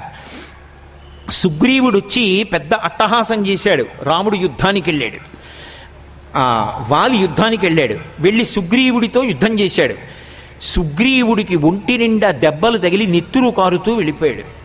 రామా, నిన్ను నమ్ముకుని వెళ్ళాను, మేమిద్దరం యుద్ధం చేస్తే వాలిని సంహరిస్తానన్నావు, నన్ను అన్నయ్య ఇంత కొట్టాడు, నెత్తురోడిపోతూ వెనక్కొచ్చా, ఎందుకు వెయ్యలేదు బాణం అన్నాడు. మీ ఇద్దరూ దెబ్బలాడుకుంటున్నప్పుడు ఒక్కలా ఉన్నారిద్దరు. చటుక్కన బాణం వేస్తే పెద్ద పొరపాటు జరిగిపోతుంది. గుర్తుకి నీ మెడలో తామరమాల వేసుకుని వెళ్ళు అని గజపుష్పమాల వేసి పంపించాడు. మళ్ళీ వెంటనే వచ్చి పెద్ద సింహనాదం చేశాడు, అన్నయ్య బయటికి రా యుద్ధానికని. వాలి వెళ్ళబోతున్నాడు. తార చెయ్యి పట్టుకుని వెనక్కి తీసుకొచ్చి కూర్చోపెట్టి సావధానంగా విను, ఒక్క మాట చెప్తాను విను. ఎవరి మీద యుద్ధానికి ఎడుతున్నావు? నీ తమ్ముడి మీద యుద్ధానికి ఎడుతున్నావు. ఎవరు నీ తమ్ముడు? ఒక్క తల్లికి ఒక్క తండ్రికి ఒక్క చెట్టున పూసినటువంటి 2 పూలు మీరిద్దరు, ఒక్క చెట్టున కాసిన 2 కాయలు. ఈ చెయ్యి వేరు, ఈ చెయ్యి వేరు అవ్వచ్చు. ఈ చేత్తో పరమేశ్వరుడు అనుగ్రహం వల్ల నేను ఎప్పుడు ఎవరిని కొట్టలేదు. కానీ ఎప్పుడైనా నా బిడ్డల్ని సరిగ్గా ఉండమని ఏమైనా ఓ ముట్టికాయ వేశానేమో తప్ప ఈ చెయ్యిని కొట్టలేదు, ఈ చెయ్యిని కొట్టలేదు. ఈ 2 ఎప్పుడు కొట్టుకోవు. ఈ చేతికి నిప్పెడితే ఇది చెయ్యవలసిన పని కూడా ఇది చేస్తుంది. ఈ చేతికి నిప్పెడితే దూష్యమైన పని అని చూడకుండా ఈ చెయ్యవలసిన పని కూడా ఈ చెయ్యి చేస్తుంది. ఎందుకని అంటే ఈ 2 చేతులు దీనికి చెందిన వాళ్ళమని నేను అన్న భావనతో కలిసి ఉన్నాయి. నేను అన్న ఆ తల్లిదండ్రులలోంచి వచ్చిన 2 కొమ్మలు, 2 కాయలు లాంటి వాళ్ళు, 2 పువ్వులు లాంటి వాళ్ళు ఎందుకయ్యా కొట్టుకుంటారు? ఒకవేళ నీ తమ్ముడు తప్పే చేశాడనుకో, దానికి నువ్వు అంత దెబ్బలాడాలా? నిత్తురు కారిపోయేటట్టు కొట్టాలా? ఇద్దరూ వీధిన పడి గదాయుద్ధం చేసుకోవాలా? ఇంత శక్తివంతులే మీరిద్దరూ చెయ్యి పట్టుకుని నిలబడితే దుర్నిరీక్షులు కదయా. లోకం ఎంత సంతోషిస్తుంది ఇటువంటి బిడ్డల్ని కన్నా. తల్లిదండ్రులు ఎంత గొప్పవాళ్ళని. తండ్రికి తల్లికి రేపు తద్దినం పెడితే బొటనవేలి మించి నీళ్లు విడిచిపెడుతుంటే పెద్ద కొడుకు చెయ్యి కిందనుండాలి, మిగిలిన కొడుకుల చేతులు పైన ఉండాలి. ఆ ధార పెద్ద కొడుకు చేతిలోంచి బొటనవేలు మించి కింద పడాలి. తల్లిదండ్రులు పుచ్చుకునేదా నీళ్ళొక్కటి. ఆ నీళ్లు పుచ్చుకునేటప్పుడు వచ్చి చూసి ఒక్క చేతి మించే ధార పడుతుంటే కన్నుల నీరు పెట్టుకుంటారు. 2 కొడుకుల్ని కన్నాం. ఎందుకు? ఎప్పుడైనా 2 చేతులు ఒకదాని మీద ఒకటి నీళ్లు పోసిన సందర్భం ఉందా? గడ్డి పెట్టి పంపగలగాలి.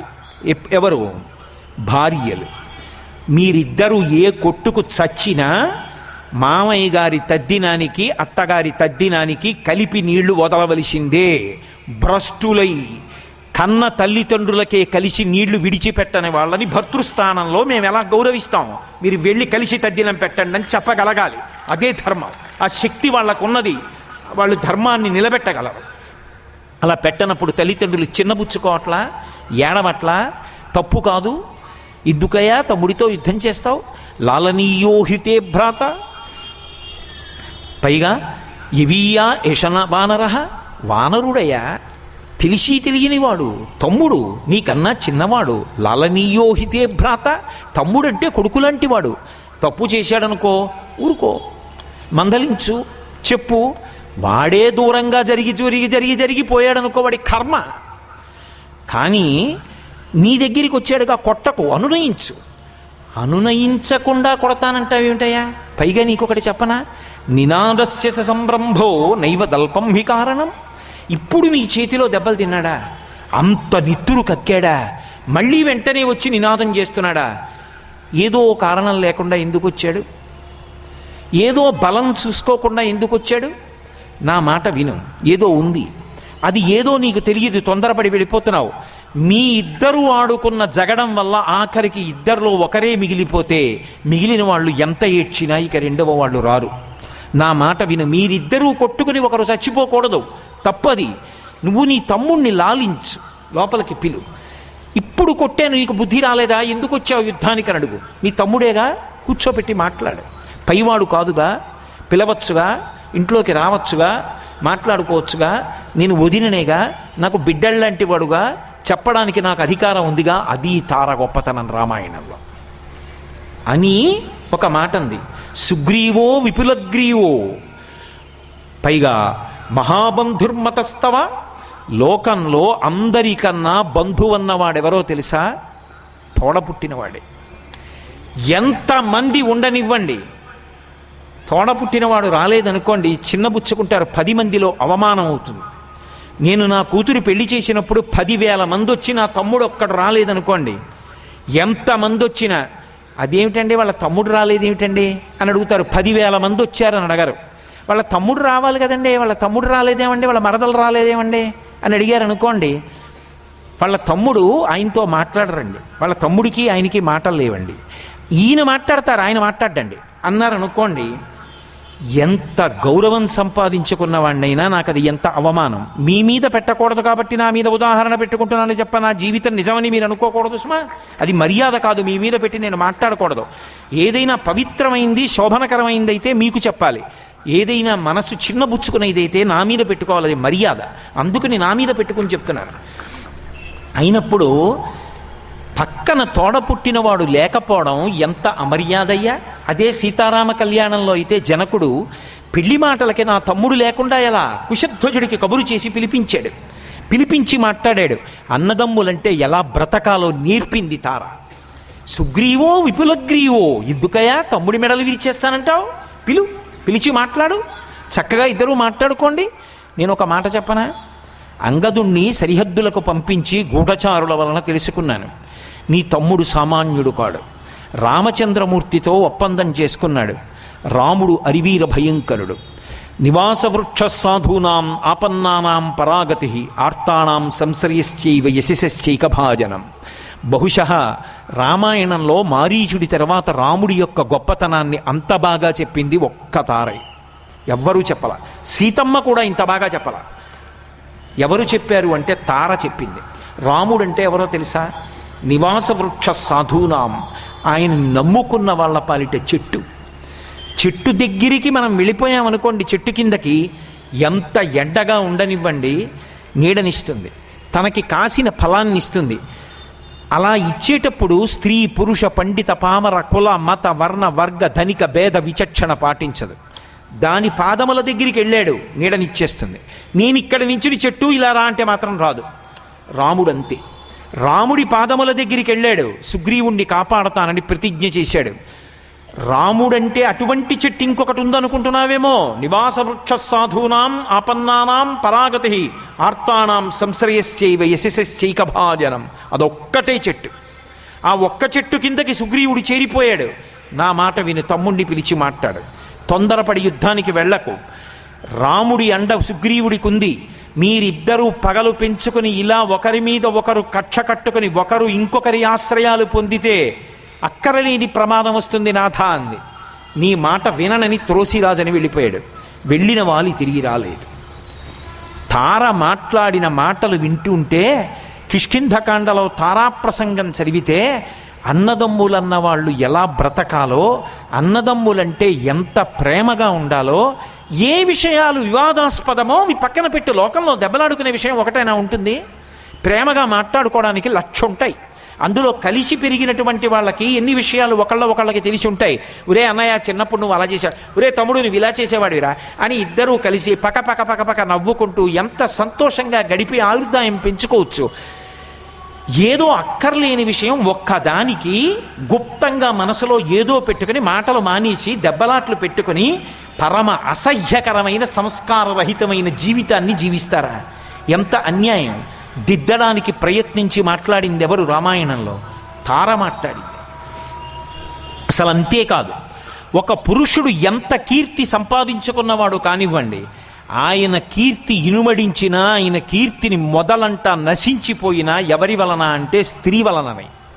నేను ఈ మాట ఉత్తినే అంటున్నాను అనుకుంటున్నారేమో మీరు. సబర్మతి ఆశ్రమంలో నూలు వడుకుతున్నారు ఒకప్పుడు గాంధీ గారు.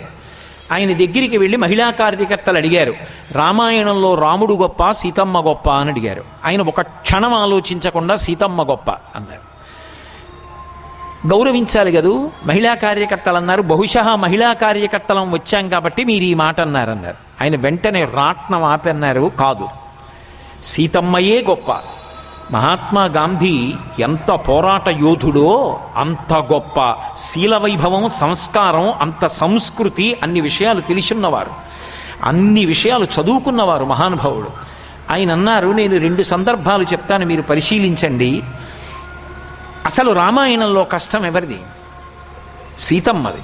ఇందువల్ల మనిషి కష్టం దేనివల్ల పోతుంది అంటే, కొంత ఉపశాంతి దేనివల్ల కలుగుతుంది అంటే, కష్టం చెప్పుకోవడానికి ఒకడు లభిస్తే.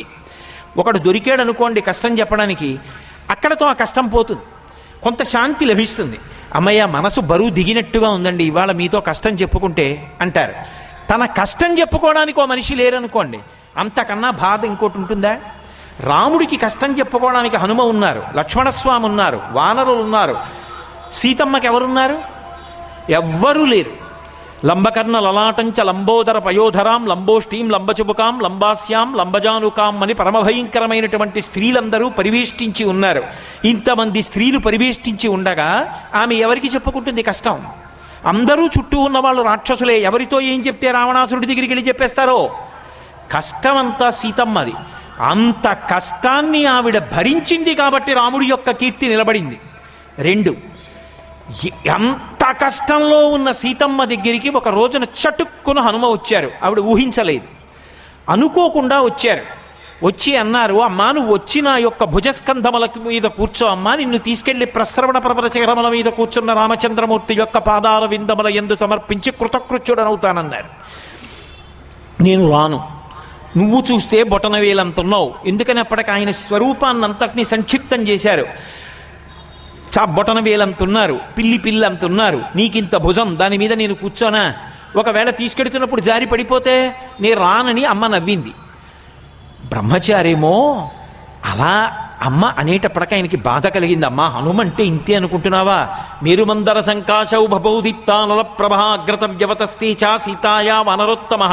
మేరుమందర పర్వతాల యొక్క శిఖరాలు ఎలా ఉంటాయో అలా పెరిగిపోయి అమ్మ ఇప్పుడు వచ్చి కూర్చో అన్నారు. భర్తుభక్తిం పురస్కృత్య రామధన్యస్య వానరా నస్పృశామి శరీరంతో పుంసో వానర పుంగవ. స్పృహ లేనప్పుడు నన్ను రావణుడు తీసుకొచ్చాడు, స్పృహ ఉండగా నేను రాను. ఎందుకని అంటే అది రాముడికి అమర్యాద. రాముడు లేనప్పుడు రావణుడు ఎత్తుకొచ్చాడు, రావణుడు పరాకుగా ఉండగా నువ్వు నన్ను ఎత్తుకెళ్ళావు, ఇంకా రాముడి గౌరవమే ఉంది?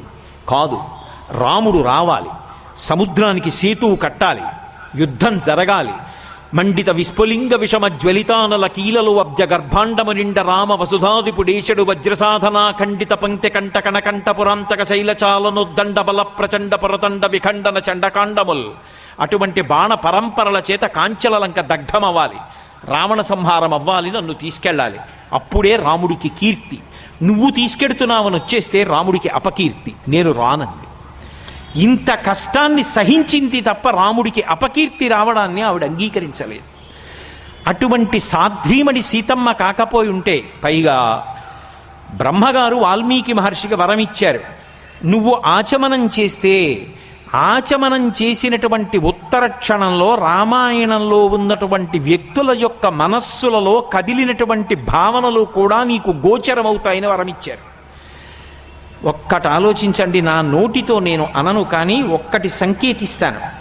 అన్ని నెలల పాటు ఆ అశోకవనంలో బంధీకృత అయి ఉండిపోయినటువంటి సీతమ్మకి రాముని యొక్క జాడ తెలియకుండా ఉండిపోతే, రాముడు ఏనాడో అడవులలో మడిసిపోయాడని ప్రతిరోజు రావణుడు చెప్తూ ఉంటే, ఏ ఒక్క రోజైనా ఏ ఒక్క క్షణమైనా ఏమోలే రాముడు ఎప్పటికీ కనపట్టలేదు, ఏమైపోయాడో, పోనీ ఇలా సుఖాలు అనుభవిస్తే అన్న ఆలోచన సీతమ్మకి వచ్చి ఉంటే త్రేతాయుగం ద్వాపరయుగం తర్వాత కూడా కలియుగంలో కూడా సీతారాములకు గుడి కట్టి నమస్కరించి ఉండేవాళ్ళమా?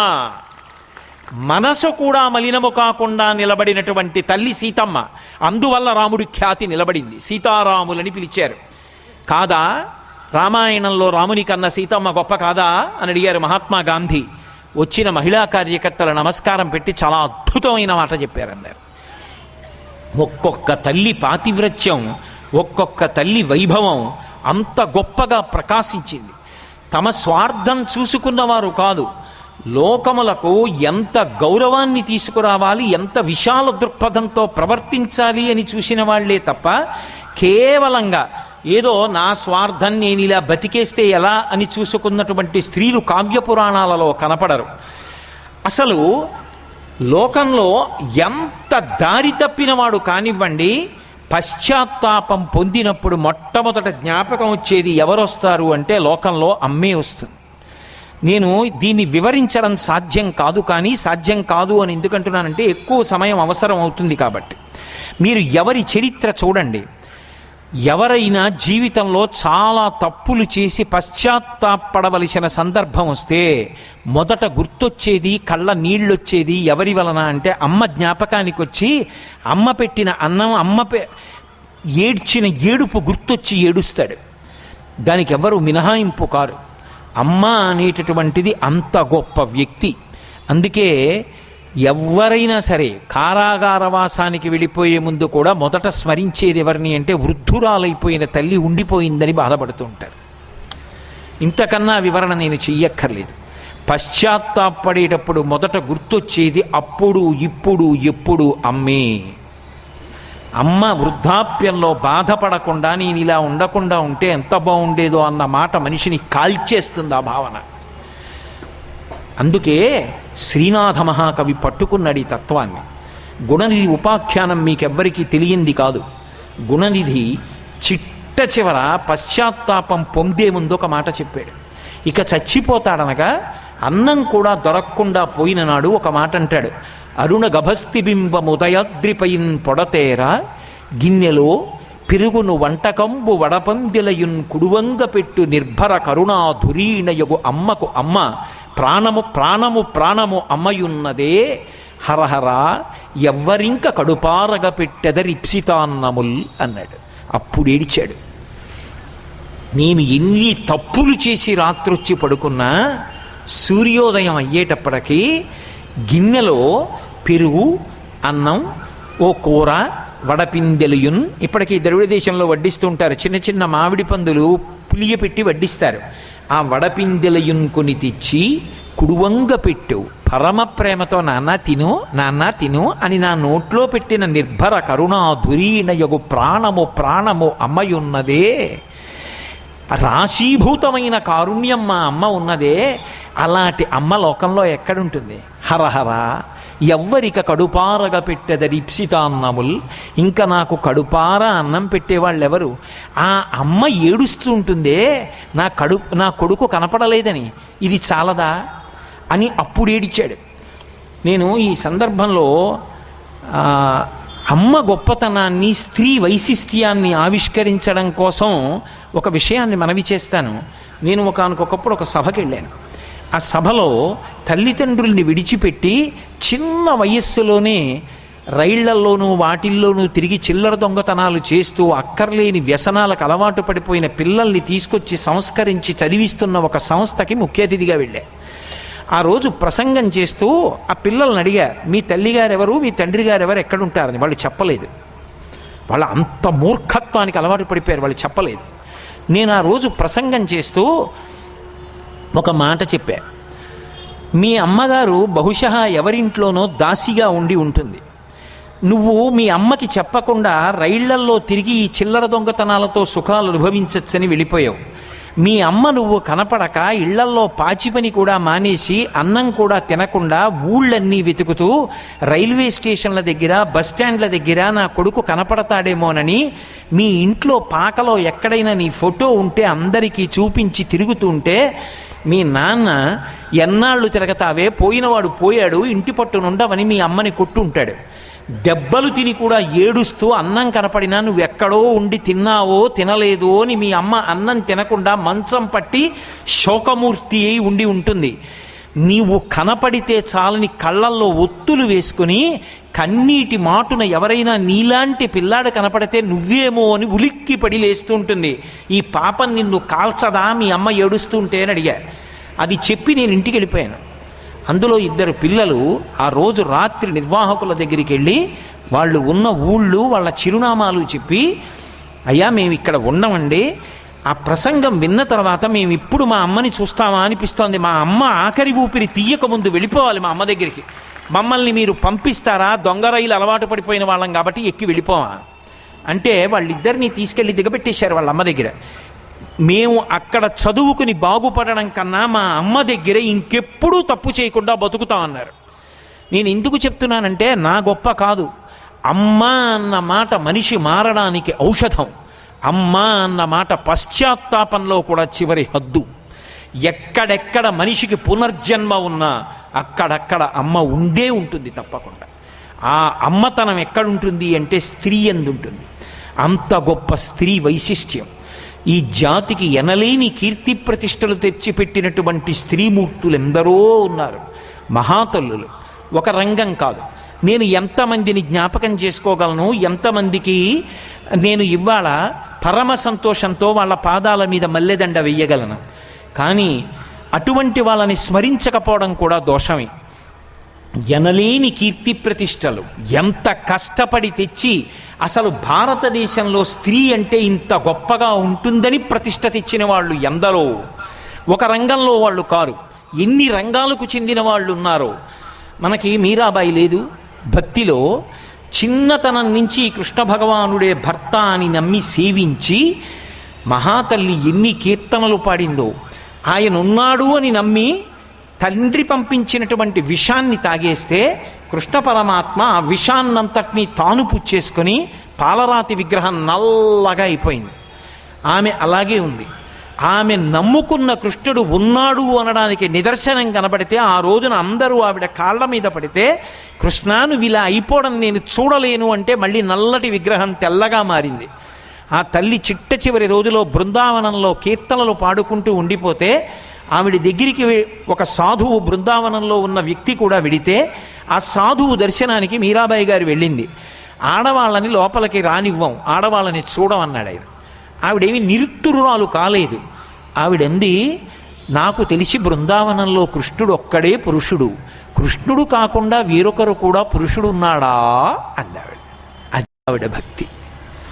ఈ ప్రశ్న మీకు మామూలుగా అనిపించవచ్చు, కానీ ఆవిడ దృష్టిలో బృందావనంలో తిరిగే పురుషుడు కృష్ణుడు ఒక్కడే, మిగిలిన వాళ్ళందరూ గోపికలే. ఆవిడికి లింగభేదం కనపడలేదు, అందరినీ గోపికలుగానే చూసింది. ఆ భావనతోనే కృష్ణుడి యందు ఐక్యమైపోయింది. ఇప్పటికీ మీరా భజన్స్ అంటే చెవి కోసుకుని పెట్టుకుని వింటారు. కవయిత్రి మొల్ల 3-4 రోజులలో రామాయణాన్నంతటినీ పూర్తి చేసింది మహాతల్లి. అంత గొప్ప రామాయణ రచన చేసింది. అటువంటి సాహిత్యంలో విదుషీమణి. అలాగే భక్తితో ఈ దేశానికి సేవ చెయ్యడానికి విదేశాల నుంచి వచ్చినటువంటి స్త్రీలు ఎంత కీర్తి తెచ్చారో. ఒకరికి తల్లి కాదు, అందరికీ తల్లి అయి నిలబడ్డారు.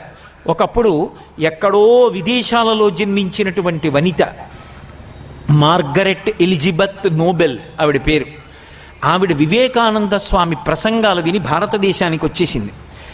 ఇక్కడికి వచ్చేసిన తర్వాత ఆమె జీవితం భగవంతుడికి నివేదన చేసుకుంది కాబట్టి నీకు నేను ఈ పేరుంచుతున్నానని వివేకానంద స్వామి నివేదిత అని పేరుంచారు. తరువాతి కాలంలో ఆమె ఆశ్రమం మారిన తర్వాత సిస్టర్ నివేదిత, సోదరి నివేదిత అయింది. ఆవిడ, నేను ఎవరో ఒకరిద్దరు బిడ్డలకు తల్లిని కాను, ఈ లోకమంతా నా బిడ్డలే అని ఎవరైనా ఆర్తి కలిగిన వాళ్ళు, అనారోగ్యంతో ఉన్న వాళ్ళకి ఔషధం కొని ఇవ్వవలసి వస్తే ఒకరి దగ్గర ఇలా చెయ్యి చాపి అడగడం కాదు. ఆవిడ ఆ రోజు అన్నం తినడం మానేసేసి ఆవిడ కొనుక్కోవలసిన వస్తువుల్ని త్యాగం చేసేసి ఆవిడ ఆ మిగిల్చినటువంటి డబ్బుతో ఔషధం కొని రోగులకు ఇచ్చేది. ఎంతమందికి పాఠశాలలు పెట్టి విద్య నేర్పిందో. అందరూ నా బిడ్డలే. చిట్ట చివర డార్జిలింగ్లో శరీరం విడిచిపెట్టేస్తే కలకత్తాలో ప్లేగ్ వచ్చినప్పుడు తన శరీరం గురించి భయపడకుండా స్వచ్ఛత గురించి, పరిశుభ్రత గురించి ఎంత ప్రచారం చేసి ఆవిడ వీధులు తుడిచిందో. అటువంటి తల్లి డార్జిలింగ్లో శరీరం విడిచిపెట్టేస్తే ఆవిడ సమాధి మీద ఇవాల్టికి రాసిపెట్టి ఉంటుంది. విదేశాలలో పుట్టి భారతీయులకు తల్లి అయి తన సమస్తాన్ని భారతీయుల్ని బిడ్డలుగా భావించి పంచి ఇచ్చిన తల్లి సోదరి నివేదిత అని. ఒక్కొక్క తల్లి విదేశాలలో పుట్టి భారతీయ సంస్కృతిని ఆకళింపు చేసుకుని అంతంత గొప్ప స్థితికి ఎదిగారు. అంత గొప్ప మహిళామణులు పుట్టినటువంటి జాతి ఏదో భక్తిలోనో లేకపోతే సేవలోనో కాదు, యుద్ధరంగంలో ప్రవేశించి వీరత్వం చూపించినప్పుడు కూడా ఆ మాతృత్వాన్ని మాత్రం మరిచిపోలేదు. వారణాసిలో పుట్టి ఎక్కడో ఝాన్సీని పరిపాలించేటటువంటి గంగాధర్రావుని వివాహం చేసుకుని లార్డ్ డల్హౌసీ ప్రవేశపెట్టినటువంటి దత్తత స్వీకార పద్ధతి రద్దు చట్టం వల్ల తన రాజ్యమే పోతే తను పెంచుకున్నటువంటి దామోదర్రావుకి రాజ్యం దక్కడం కోసమని బిడ్డని అంతఃపురంలో వదిలేసి యుద్ధానికి వెడితే తను తిరిగి రానేమో, తను చనిపోతే బిడ్డని చిత్రహింసలు చేస్తారేమోనని మాతృత్వాన్ని వదులుకోలేక కన్నబిడ్డ కాదు పెంచుకున్న బిడ్డ దామోదర్రావుని ఉత్తరీయంతో చీర కొంగులో బిగించి కట్టుకుని ముందు నుంచి పొడి చేస్తే తన గుండెల్లో బాకు గుచ్చుకుని చచ్చిపోయి బిడ్డ బతకాలని, తన కళ్ళ ముందు బిడ్డ మాత్రం చచ్చిపోకూడదని బిడ్డని వెనక కట్టుకుని యుద్ధానికి వెళ్ళి తాను చచ్చిపోయిన తర్వాత కొడుకు చచ్చిపోయేటట్టుగా యుద్ధం చేసిన మహాతల్లి రాణి ఝాన్సీ లక్ష్మీబాయి పుట్టిన గడ్డ. ఎటువంటి మహిళామణులు, జాతికి ఎంత సంస్కృతి నేర్పిన తల్లులు. మహాతల్లి ఎవరు పేరు చెప్పేటప్పటికి జాతి పులకిస్తుందో అటువంటి ఎంఎస్ సుబ్బలక్ష్మి గారు. మహాతల్లి ఎటువంటి సంగీత విదుషీమణి. నిజంగా ఆవిడ ఆ తమిళ భాషలో ఉన్నటువంటిది ఆ రాజాజీ గారు రాసినటువంటి కీర్తన, నాకు కురై ఇళ్ళం గోవిందా అని ఒక కీర్తన పాడారు ఆవిడ. ఆ కీర్తన ఎంత గొప్పగా పాడారంటే మహాత్మా గాంధీ అంతటి వారు చెప్పుకునేవారు, నాకు సాధారణంగా కర్తవ్యతానిష్ట వలన నిరాశకి లోను కాను, నాకు ఎప్పుడైనా నిరాశ చేత ఆలోచన రాని స్థితిని పొందితే నేను వెంటనే ఎంఎస్ సుబ్బలక్ష్మి గారి యొక్క ఈ తమిళ కీర్తన వింటాను, కీర్తన వినగానే నాకు మళ్ళీ ఉత్సాహం పుడుతుందని చెప్పుకున్నారు. మహాత్మా గాంధీ గారు చనిపోతే సంతాప దినాలు 12 రోజులు కూడా ఈ కీర్తనే ఆ రోజుల్లో ఆకాశవాణి వినిపించింది. అలాగే ఎంఎస్ సుబ్బలక్ష్మి గారి శరీరం విడిచినప్పుడు కూడా ఈ కీర్తనే వినిపించేవారు. ఎన్ని వేల కీర్తనలు పాడిందో. ఆవిడ పాడిన భజగోవిందం ఇప్పటికీ ప్రతి ఇంటా వినపడుతుంటుంది. ప్రతి ఇంటా ఎంఎస్ సుబ్బలక్ష్మి గారంటే ఒక తల్లే. ఆ పెద్ద బొట్టు కింద బొట్టు, ఆ కొప్పు, ఆ పట్టు చీర, ఆ తల్లి, ఆ మూర్తి చూస్తే ఎంత ఆనందం కలుగుతుందో. ఇంతమందిని బిడ్డల్ని చేసి కొన్ని వేల కీర్తనలతో ఇంతమందికి దేశనాయకుల దగ్గర నుంచి స్వాతంత్ర యోధుల వరకు ఇంతమందికి శాంతినిచ్చినటువంటి ఎంఎస్ సుబ్బలక్ష్మి గారు వ్యక్తిగత జీవితంలో ఎంత క్రమశిక్షణ కలిగిన వ్యక్తో, ఎంత విధేయత కలిగిన భార్యయో, ఎంత సమున్నత మూర్తో చదివితే మన కళ్ళు చెమ్మగిల్లుతాయి. ఇటువంటి స్త్రీల ఈ లోకంలో, ఈ భారతదేశంలో ఈ గాలి తగిలితే చాలు అసలు అటువంటి భావనలు వస్తాయా? అంత సమున్నతంగా జీవించిన వాళ్ళ, ఇంత పేరు ప్రఖ్యాతులు తీసుకొచ్చిన వాళ్ళ అనిపిస్తుంది. లతా మంగేష్కర్ గారు, ఎంఎస్ సుబ్బలక్ష్మి గారి పేరు ఎత్తాను కాబట్టి గుర్తొస్తోంది. దీననాథ మంగేష్కర్ గారికి 3 కుమార్తెలు. 3 కుమార్తెలతో కలిసి నాటక సంఘాన్ని స్థాపించి తినడానికి అన్నం లేకపోతే మహానుభావుడు నాటకాలు వేయిస్తే 3 కూతుళ్లతోటి కడుపు నిండా తినడానికి అన్నం ఉండేది కాదు. అలా మొదలుపెట్టినటువంటి జీవితం తరువాతి కాలంలో ఆవిడ ఎన్ని వేల పాటలు పాడారో. ఇప్పటికీ లతా మంగేష్కర్ గారిలాగా పరమ భక్తితో, పరమ క్రమశిక్షణ కలిగినటువంటి జీవితం ఉన్న వాళ్ళు బహు తక్కువ మంది ఉంటారు. అంత భక్తి కలిగినటువంటి తల్లి ఎంత భక్తితో, ఎంత ఆర్ద్రతతో ఉంటుందంటే ఆవిడ పాడిన పాట ఏదో పాట నేర్చుకుని పాట పాడడం కాదు, పాట యొక్క భావాన్ని తెలుసుకుని ఆ భావంతో తాదాత్మ్యత పొంది ఆవిడ పాడిన పాటకి పక్షులాగిపోతాయి. 1962లో భారతదేశం మీద చైనా దండయాత్ర చేసినప్పుడు ఆ తల్లి కచేరీ చేస్తున్నప్పుడు జవహర్లాల్ నెహ్రూ గారు అక్కడే ఉన్నారు. ప్రధానమంత్రిగా ఉన్న నెహ్రూ దాడి గురించి ఆవిడ పాడినటువంటి పాట వింటూ ఉంటే నెహ్రూ గారి కన్నుల వెంట నీళ్లు బొట బొట బొట బొట కారే. సభలో ఆ తర్వాత ఎవరిని మాట్లాడమన్న కంఠం పైకి రాలేదు, గాద్గదికమైంది. ఒక పాట పాడితే అలా పాట పాడగలిగినటువంటి విదుషీమణి. ఒక పాట కాదు, కొన్ని వేల పాటలు అలా పాడి ఇంతమందికి తల్లి అయి జోలపుచ్చినటువంటి లతా మంగేష్కర్ పుట్టినటువంటి గడ్డ.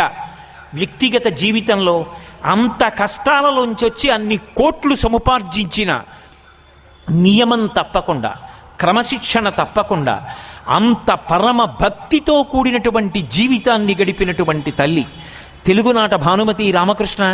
చిన్నతనంలో తినడానికి తిండి లేకపోతే ఉన్న అన్నం భానుమతి గారికి ఇతర అన్నదమ్ములకి పెట్టి, అన్నం లేకపోతే పెరట్లో ఉన్న బచ్చలాకు కోసుకుని నీళ్లలో ఉడికించి ఉప్పు కారం వేసుకుని భానుమతి గారి తల్లి తండ్రి తిని తంబురా పట్టుకుని త్యాగరాజస్వామి పంచరత్న కీర్తనలు పాడుకుంటూ నీరసంతో ఉరిగిపోతే, ఎప్పటికైనా మా అమ్మ సంగీతాన్ని నేను మళ్ళీ నా కంఠం ద్వారా ప్రాణం పోసి మా అమ్మ నాకు ఏమి నేర్పిందో అవీతి వృత్తాలుగా చలనచిత్రాలలో నటిస్తానని గాడి దాటకుండా పరమ మర్యాదతో నటించి పరమ మర్యాదతో పాట పాడి అంత కీర్తి తెచ్చినటువంటి భానుమతి రామకృష్ణ పుట్టిన గడ్డ కాదా ఇది?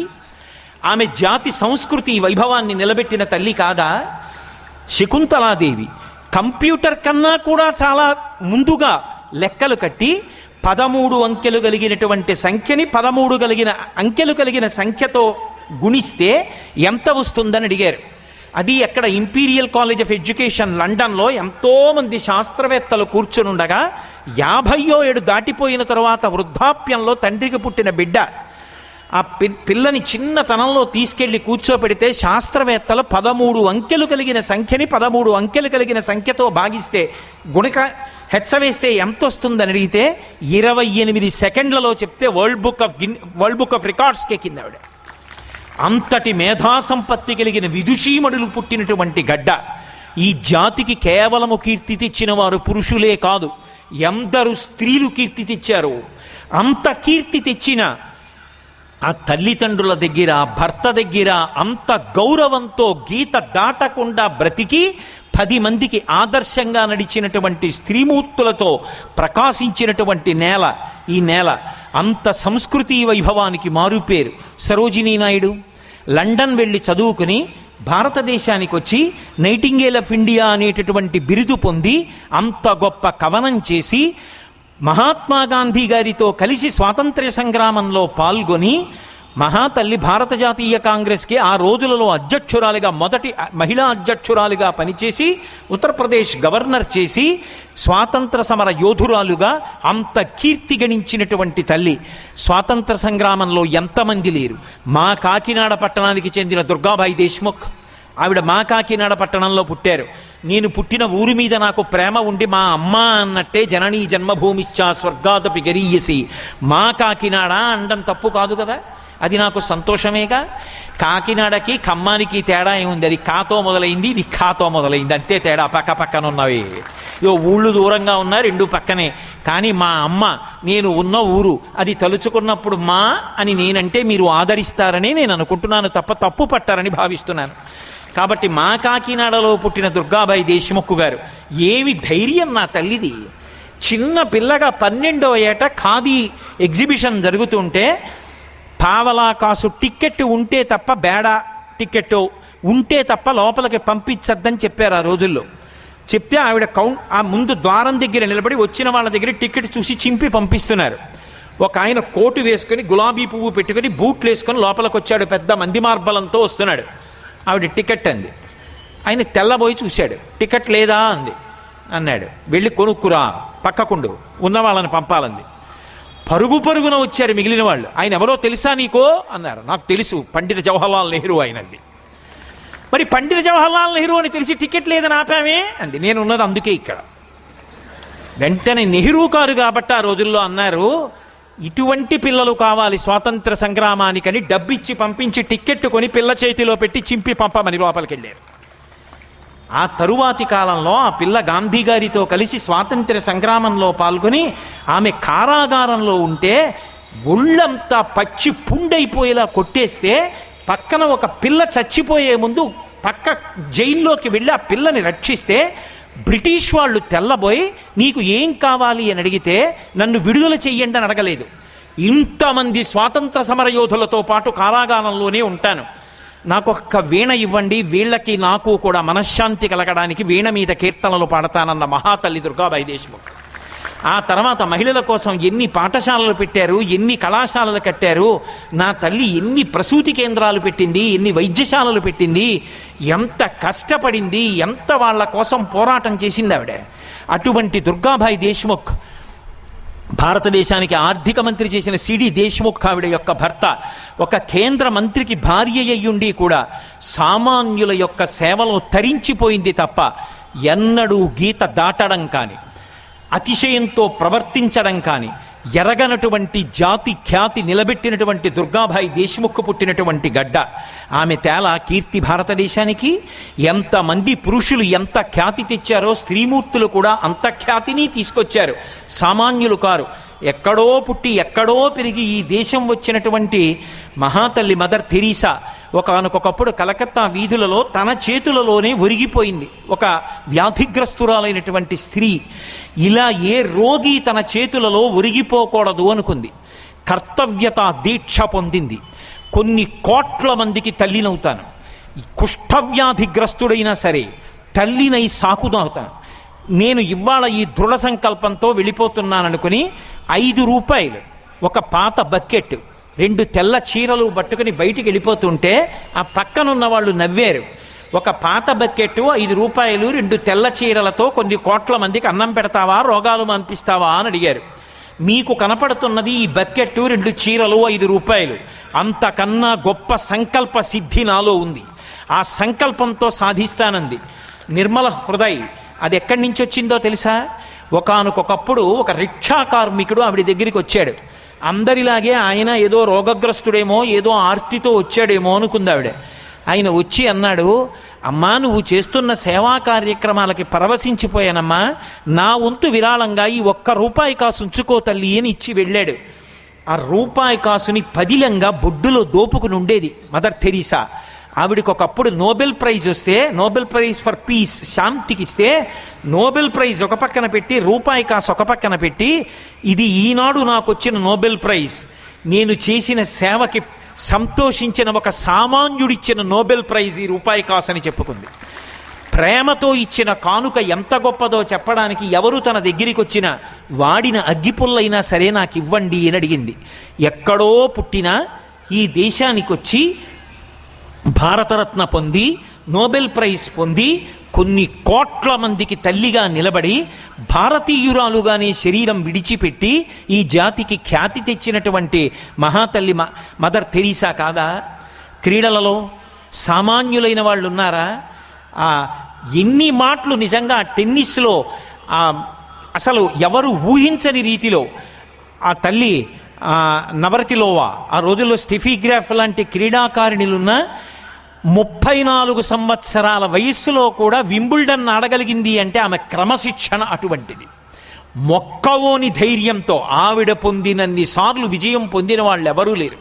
మార్టినా నవరతిలోవా అంత బాగా ఆడి ఖ్యాతి తేలా అంతరిక్షంలోకి వెళ్ళింది. ఒకప్పుడు వస్త్ర పరిశ్రమలో రోజు కూలీగా పనిచేసేది, టైర్ల కర్మాగారంలో పనిచేసేది. వచ్చిన కూలి డబ్బులు దాచుకొని ఆమె విమానంలో వెళ్ళి పారాజూట్లో దూకి సాహసాలు చేయడంలో గొప్ప పరిశ్రమ చేసింది. వాలంటీనా తెరిష్కోవా, రష్యాకి సంబంధించిన మహిళ. అంత సాహసం చేస్తే ఆవిడ యొక్క ధైర్యానికి మెచ్చుకుని ఆవిడని అంతరిక్షంలోకి పంపారు. మొదటి మహిళ అంతరిక్షంలోకి వెళ్ళి రాలా. అలాగే సునీత విలియమ్స్ దాదాపు 6 నెలల పాటు అంతరిక్షంలో ఉంది. ఆవిడ ఒకప్పుడు ఐఐటి బాంబేలో ప్రసంగం చేయడానికి వెడితే అంతరిక్షంలోకి వెళ్ళినప్పుడు ఏ వస్త్రాలు వేసుకుందో ఆ వస్త్రాలే వేసుకుని పిల్లలను ఉద్దేశించి ప్రసంగించడానికి వెడితే పిల్లలందరూ ఎంత మురిసిపోయారో. ఆ భూమ్యాకర్షణ శక్తి లేక గదిలో ఇలా తేలుతూ ఉండడంలో అరికాలు నేల మీద పెట్టడం కుదరదు కాబట్టి ఆగవలసి వస్తే ఈ కాలే దేనికో ఇలా అడ్డంగా పెట్టి ఆపుకుంటే అరికాలుకున్న మందంగా ఉండే తత్వం పాదం యొక్క పైభాగానికి వచ్చేసింది. 6 నెలలు అంతరిక్షంలో వ్యోమగామిగా ఉండి భూమి మీదకి దిగినటువంటి ఒక స్త్రీ అంత గొప్పది. ఆవిడ ధైర్యంగా చెప్పుకుంది, అంత అంతరిక్షంలో 6 నెలలు ఉన్నా నేను భయపడకపోవడానికి 2 కారణాలు. నేను అంతరిక్షంలోకి కూడా నాతో పట్టుకెళ్ళినవి 2. ఒకటి వినాయక ప్రతిమ, 2 భగవద్గీత.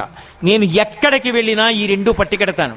వినాయకుడు నా చెంతనుండగా, భగవద్గీత నా పక్కనుండగా నాకు అపజయం లేదని చెప్పుకుంది. ఆ రెండిటిని తనతో పాటు అంతరిక్షానికి కూడా పట్టుకెళ్ళింది. అటువంటి సునీత విలియమ్స్ ఈ జాతిలో పుట్టి ఖ్యాతి తీసుకురాలేదా? ఎంతమంది తల్లులు, ఒకరా ఇద్దరా? రాణి రుద్రమదేవి ఆడపిల్లగా పుట్టి మగపిల్లవాడుగా పెరిగి కాకతీయ సామ్రాజ్య వైభవాన్ని నిలబెట్టడానికి యుద్ధాలు చేసి అసలు ఎవ్వరూ ఊహించని రీతిలో కాకతీయులకు ఓరుగల్లులో కోట కట్టి మహాతల్లి తన మనవడైనటువంటి ప్రతాప రుద్రుణ్ణి తీసుకొచ్చి దత్తత చేసుకుని పట్టాభిషేకం చేసి ఈ జాతికి అద్భుతమైనటువంటి పరిపాలన అందించినటువంటి స్త్రీమూర్తిగా నిలబడిపోలేదా? ఎంతమంది విదుషీమణులు, ఒకరా ఇద్దరా? అసలు దేశ గౌరవాన్ని సంగీతంలో కానివ్వండి, భక్తిలో కానివ్వండి, కవనంలో కానివ్వండి, క్రీడల్లో కానివ్వండి, అంతరిక్ష శాస్త్రంలో కానివ్వండి, శాస్త్రవేత్తగా కానివ్వండి, పరిపాలనా రంగంలో సిరిమావో బండారు నాయక కానీ, మార్గరెట్ థాచర్ కానీ, భారతదేశాన్ని కొంతకాలం పరిపాలించిన శ్రీమతి ఇందిరాగాంధీ కానీ ఎంతమంది విదుషీమణులు దేశ పరిపాలనలు చెయ్యలేదు. అందరూ ఎంత ఖ్యాతిని సముపార్జించారు. వ్యక్తిగత జీవితంలో చిన్న మత్సని పొందకుండా, గీత దాటకుండా ఎంత మర్యాద తాము సంపాదించుకొని లోకానికి ఆదర్శమూర్తులుగా వాళ్ళు నిలబడ్డారు. అసలు ఈ జాతి గౌరవం అంతా ఎక్కడుంది అంటే తనంత తాను మహాశక్తివంతురాలు పరదేవత. అందుకే తల్లి గురించి కీర్తిస్తే శ్రీమాత, శ్రీ మహారాజ్ఞి, శ్రీమత్సింహాసనేశ్వరి అని మొదలుపెట్టింది లలితా సహస్రం. ఆమె శ్రీమత్సింహాసనేశ్వరి, సింహాసనం మీద కూర్చుని ఒక లోకాన్ని కాదు సమస్త లోకములను పరిపాలిస్తుంది. ఆమె శక్తి. యాదేవీ సర్వభూతేషు శక్తి రూపేణ సంస్థిత నమస్తస్యై నమస్తస్యై నమస్తస్యై నమో నమః. యాదేవీ సర్వభూతేషు క్షుధారూపేణ సంస్థిత నమస్తస్యై నమస్తస్యై నమస్తస్యై నమో నమః. ఎక్కడ ఆకలున్నా ఆవిడే, ఎక్కడ అన్నం ఉన్నా ఆవిడే, ఎక్కడ దాహం ఉన్నా ఆవిడే, ఎక్కడ నీళ్లున్నా ఆవిడే, ఎక్కడ కీర్తున్నా ఆవిడే, ఎక్కడ సిగ్గున్నా ఆవిడే, ఎక్కడ లజ్జ ఉన్నా ఆవిడే, ఎక్కడ ఆరోగ్యం ఉన్నా ఆవిడే, ఎక్కడ మర్యాద ఉన్నా ఆవిడే. ఇంత శక్తివంతురాలై లోకములను పరిపాలించగలిగిన తల్లి చిట్ట చివరికి ఏది అన్నది మహానుభావుడు శంకర భగవత్పాదులు సౌందర్యలహరిలో ఒక చోట చెప్పారు. మహామాయా విశ్వం భ్రమయసి పరబ్రహ్మ మహిషి. ఆమె ఇన్ని లోకములను పరిపాలించగలిగినదయ్యుండి తనంత తానుగా భర్తకి వశపడింది. నేను పతివ్రతని, భర్తని అనుగమిస్తాను, నేను ఆయన యొక్క భార్యని అని చెప్పుకోవడానికి సంతోషపడతాను అంది. వశపడడం మనిషి గౌరవింపబడడానికి కారణమవుతుంది. నేను ఎవ్వరికీ లొంగను అన్నవాణ్ణి ఎవ్వరూ చేరదీయరు. ఆఖరికి తిరుమలలో ఒక ఏనుగుండేది. ఆ ఏనుగు ఒకప్పుడు మాడవీధులలో స్వామిని తీసుకుని ఊరిరిగింపుగా వెడుతూ భక్తుల మీదకి దూకింది. వెంటనే దాన్ని కిందకి తీసుకెళ్ళిపోయి గోశాలలో కట్టేశారు. ఈ మధ్యకాలంలో నేను కనుమ పండుగ నాడు తిరుమలలో ఉండి ఆ తిరుపతిలో ఉన్న గోశాలకి వెళ్ళి అక్కడున్న గజశాలకి వెళ్ళి, ఏమండి ఒకప్పుడు కొండ మీద అదుపు తప్పి భక్తుల మీదకి వెళ్ళిపోయినటువంటి ఏనుగు ఎక్కడుంది అని అడిగాను. నన్ను ఆ గజశాలకి తీసుకెళ్ళి చూపించారు. ఇనప గొలుసుల చేత బంధింపబడింది. దీన్ని ఇంకా కొండ మీదకి తీసుకెళ్ళి స్వామివారిని వహింపచెయ్యరా అని అడిగాను. ఆయన నాతో ఒక మాట అన్నాడు. కొన్ని ప్రభుత్వాలకి ఉత్తరాలు రాశామండి, దీన్ని తీసుకెళ్లి అడవిలో వదిలేయడానికి అనుమతి ఇమ్మని, అనుమతి రాగానే అడవిలో వదిలేస్తాం. ఒక్కసారి వశపడకుండా, వశం తప్పి భగవంతుణ్ణి మొయ్యవలసిన ఏనుగు భగవంతుణ్ణి మొయ్యకుండా భక్తుల మీదకెళ్ళింది కాబట్టి ఏ అడవిలోంచి వచ్చిందో ఆ అడవిలోకి వెళ్ళిపోతుంది. అంత గొప్ప ఏనుగైనా మావటికి లొంగితేనే వెంకటేశ్వరుణ్ణి వహించడానికి అర్హత పొందింది. ఎంత శక్తివంతుడైనా మనిషి ఎవరికో ఒకడికి లొంగాలి. నా గురువుకైనా లొంగాలి, నా తల్లికైనా లొంగాలి, నా తండ్రికైనా లొంగాలి, నా సోదరులకైనా లొంగాలి, అథవా నా భార్యకైనా లొంగాలి. లోకంలో పరమ మర్యాద ఏమిటి అంటే స్త్రీ ఇంత శక్తివంతురాలయ్యుండి, ఇంత శక్తి ఉండడం ఒకెత్తు, ఇంత శక్తి లోక సంక్షేమానికి 10 మంది సంతోషానికి పనికి రావడం ఒకెత్తు. అలా పనికి రావాలన్నా కూడా ఆమె కూడా వశవర్తి అవుతుంది స్వచ్ఛందంగా. ఎందుకు అంటే అది తక్కువతనమై కాదు, అది ఏదో చిన్నతనం కాదు, అది ఆమె గౌరవం. ఆ గౌరవంలో మర్యాద ఉంది. నేనిప్పుడు ఇక్కడ కూర్చుని ప్రవచనం చేస్తుంటే నాకన్నా సమాజంలో సమున్నతమైన స్థానాల్లో ఉన్నవాళ్ళు, నాకన్నా ఐశ్వర్యవంతులు, నాకన్నా చాలా చాలా దేహదారుఢ్యం ఉన్నవాళ్ళు, నాకన్నా మహాపండితులు ఈ సభలో ఖచ్చితంగా ఉన్నారు. ఉన్నా వాళ్ళు ఎందుకు కింద కూర్చున్నారు? నేనేనా ఈ విషయం మీద మాట్లాడగలిగిన వాడిని? నాకన్నా అద్భుతంగా మాట్లాడగలిగినటువంటి విద్వాంసులు ఎందరో ఈ సభలో ఉండి ఉండవచ్చు. కానీ ఒక మర్యాద కోసం ఆయనని మాట్లాడమని ఆహ్వానించాం. అంత దూరం నుంచి వచ్చాడు, ఆయన మాట్లాడుతున్నాడు, మనం వినాలి అని వాళ్ళు కూర్చుని వింటున్నారు తప్ప మేము మాట్లాడగలం, నీకన్నా బాగా మాట్లాడగలం, కాసేపు పక్కకి తప్పుకో అని వచ్చారా వేదిక మీదకి? నీకన్నా చాలా గొప్పవాళ్ళం. మేము ఒక్క సంతకం పెడితే ఒక వ్యక్తి యావజ్జీవితం కారాగారంలోకి వెళ్ళగలడు. అంత న్యాయ విచారణ చెయ్యగలిగినటువంటి సమర్థత కలిగినటువంటి వాళ్ళమై సమున్నత పదవులలో ఉన్నవాళ్ళం అని లేకుండా నేను ఎత్తు మీద కూర్చుంటే వేదిక మీద కింద కూర్చుని వాళ్ళు ఉన్నారు. మర్యాదకి వశపడ్డారు కాబట్టే వాళ్ళు అటువంటి పదవులలో ఉన్నారు, అంత గౌరవాన్ని పొందారు. వశపడడం మనిషి యొక్క కీర్తికి తక్కువతనం కాదు. మాట్లాడినంతసేపు నేను శాస్త్రాన్ని నమ్మి మాట్లాడడం నాకు మర్యాద. నేను దేనికి వశపడి మాట్లాడాలంటే శాస్త్రానికి వశపడి మాట్లాడాలి. ఒకసారి నా ప్రవచన సమయం అయిపోయిందనుకోండి, నేను 2 చేతులు కైమోడ్చి పెద్దలకి నమస్కరించాలి. అప్పుడు నా మర్యాద. వశపడడంలోనే మనిషి యొక్క వృద్ధి ఉంది. వశపడడం తప్పనుకున్నవాడు వృద్ధిలోకి రాలేడు. ఈ సిద్ధాంతాన్ని లోకానికి చెప్పడమే అమ్మవారి యొక్క ఉద్దేశ్యం. అందుకే శంకర భగవత్పాదులు సౌందర్యలహరి చేస్తూ మహామాయా విశ్వం భ్రమయసి పరబ్రహ్మ మహిషి, సమస్త బ్రహ్మాండములను మాయందు తిప్పగలిగినదైనా తనంత తానుగా శంకరుడికి వశపడి ఆయన భార్య అనిపించుకోవడానికే ఆమె మక్కువ చూపిస్తుంది అని తీర్మానం చేసి చూపించారు. అంత సమున్నతమైనటువంటి సంస్కార వైభవము, శీల వైభవము కలిగినటువంటిది ఈ దేశం. అటువంటి దేశంలో స్త్రీలు తమ యొక్క శక్తినంతటినీ కూడా లోక కళ్యాణానికి ఉపయోగించేటటువంటి రోజు రావాలని, వాళ్ళందరూ కుటుంబాలలో శాంతి స్థానాలుగా నిలబడాలని, వాళ్ళ యొక్క వైభవాన్ని అర్థం చేసుకుని వాళ్ళ శక్తి బహుముఖంగా సమాజ ప్రయోజనానికి పనికొచ్చేటట్టుగా పురుషులు పరమ మర్యాదతో ప్రవర్తించిన పూర్వకాలం ఎలా ఉండేదో అలా ప్రవర్తించిన సంస్కారము మళ్ళీ పునర్జీవించాలని, లోకమంది ఎక్కడ అయినా సరే స్త్రీని చూసేటప్పటికి పరమ గౌరవ భావనతో తల్లిని చూసినట్టుగా 2 చేతులెత్తి నమస్కరించే రోజు రావాలి తప్ప స్త్రీని చూసేటప్పటికే అన్యభావన మనసులోంచి పుట్టేటటువంటి కుసంస్కారము కూకటి వేళ్లతో తొలగిపోయి, పూర్వం భారతదేశం అటువంటి సంస్కృతికి ఎంత కీర్తిని పొందిందో అటువంటి కీర్తిని పొంది మళ్ళీ యావత్ ప్రపంచం కూడా ఒక స్త్రీని గౌరవించడం అంటే భారతదేశాన్ని చూసి నేర్చుకోండని వార్తాపత్రికలలో సంపాదకీయాలు రాసేటటువంటి రోజు రావాలని, అటువంటి రోజు వచ్చేటట్టుగా అనుగ్రహించమని ఆ పరదేవత అయినటువంటి కామాక్షి పాదార విందములకు సాంజలి బంధకంగా నమస్కరిస్తూ, మీరందరూ 2 రోజుల పాటు ఇంత భక్తి శ్రద్ధలతో నేను చెప్పినటువంటి విషయాల్ని చెవి ఒగ్గి విన్నందుకు మీ యొక్క క్రమశిక్షణకి, మీ యొక్క వినయానికి, మీ యొక్క ప్రేమకి వేరొక్కసారి నా హృదయపూర్వకమైనటువంటి కృతజ్ఞతలను ఆవిష్కరిస్తూ నేను మీ దగ్గర సెలవు పుచ్చుకుంటూ మంగళం చెప్తాను. మంగళం చెప్పిన తరువాత నా వ్యక్తిగతమైన ఒక్క చిన్న నివేదన మీకు అందిస్తాను. ఒక్క నిమిషం పాటు దయచేసి అలా ఉండండి. మంగళాశాసనపరై మదాచార్య పురోగమై సర్వైశ్చ పూర్వైరాచార్యై సత్కృతాయాస్తు మంగళం. మంగళం కోసలేంద్రాయ మహనీయ గుణాత్మనే చక్రవర్తి తనూజాయ సర్వభౌమాయ మంగళం. ఉమాకాంతాయ కాంతాయ కామితార్థప్రదాయినే శ్రీగిరీశాయ దేవాయ మలినాథాయ మంగళం. సర్వం శ్రీ ఉమామహేశ్వర పరబ్రహ్మార్పణమస్తు. స్వస్తి.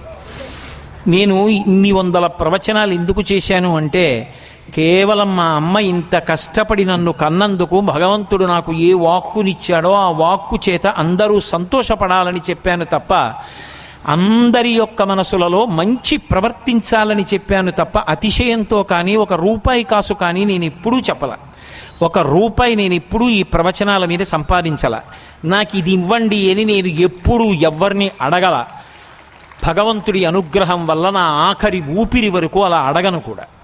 నాకు ఓపిక ఉన్నన్నాళ్ళు ఈ ప్రవచనం 10 మంది మంచి కోసం చెప్తా. కానీ ఖమ్మం పట్టణవాసుల్ని మాత్రం ఒక్క విషయం అడుగుతున్నాను. దయచేసి దీన్ని నేను మిమ్మల్ని అభ్యర్థించాను అని గుర్తు పెట్టుకుని అమలు చెయ్యడానికి ప్రయత్నించండి. నేను ఇవాళ ఒక గోశాలకి వెళ్ళి చూసి వచ్చా. నిజంగా నా మనసు తరుక్కుపోయింది.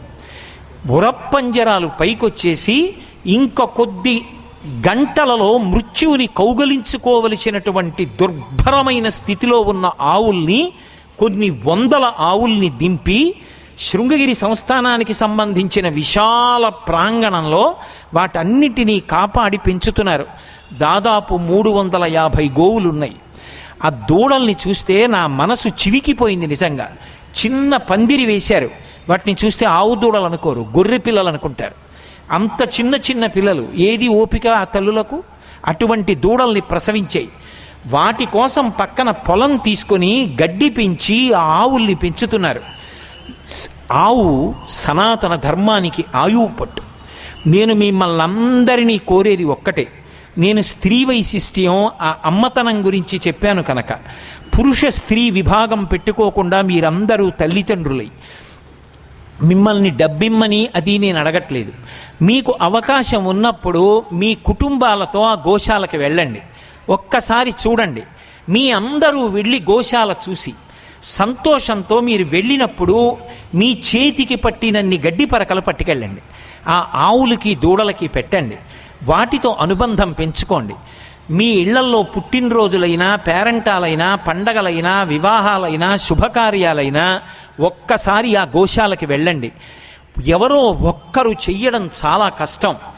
నైతిక బలంగా మేమందరం ఉన్నామని రోజుకి కనీసం 200 మంది వెళ్ళి చూసి 4 గడ్డి పరకలు పెట్టి మీరు మంచి పని చేస్తున్నారని వాళ్ళ భుజం మీద తట్టి వస్తే వాళ్ళు పరమ సంతోషంగా చేస్తారు. దయచేసి నేను మిమ్మల్ని అందరినీ ప్రార్థన చేసేది ఇదొక్కటే. మీరు నెలకి 2-3 పర్యాయాలైనా ఖాళీ చేసుకుని ఆ గోశాలకి వెళ్ళి దర్శించి ఆ ఆవులకి మీ చేత్తో మీరు పెట్టగలిగిన 4 గడ్డి పరకలు పెట్టి దాన్ని నిర్వహిస్తున్న వాళ్ళ భుజం తట్టి ప్రోత్సహించి రావలసిందిగా మిమ్మల్ని అందరినీ పరమ వినయంతో శిరస్సు ఉంచి ప్రార్థన చేస్తూ స్వస్తి. డాక్టర్ బ్రహ్మశ్రీ చాగంటి కోటేశ్వరరావు గారి యొక్క 2 రోజుల ప్రవచనాలు మనం ప్రశాంతంగా విన్నాం. అయితే ఇప్పుడు సభా కార్యక్రమం ఉంటుంది. అనంతరం గురువుగారు మళ్ళా మన ఉద్దేశించి మాట్లాడతారు. దయచేసి నేను స్థానాల్లో ఆశీర్వులు కావాల్సిందిగా కోరుతూ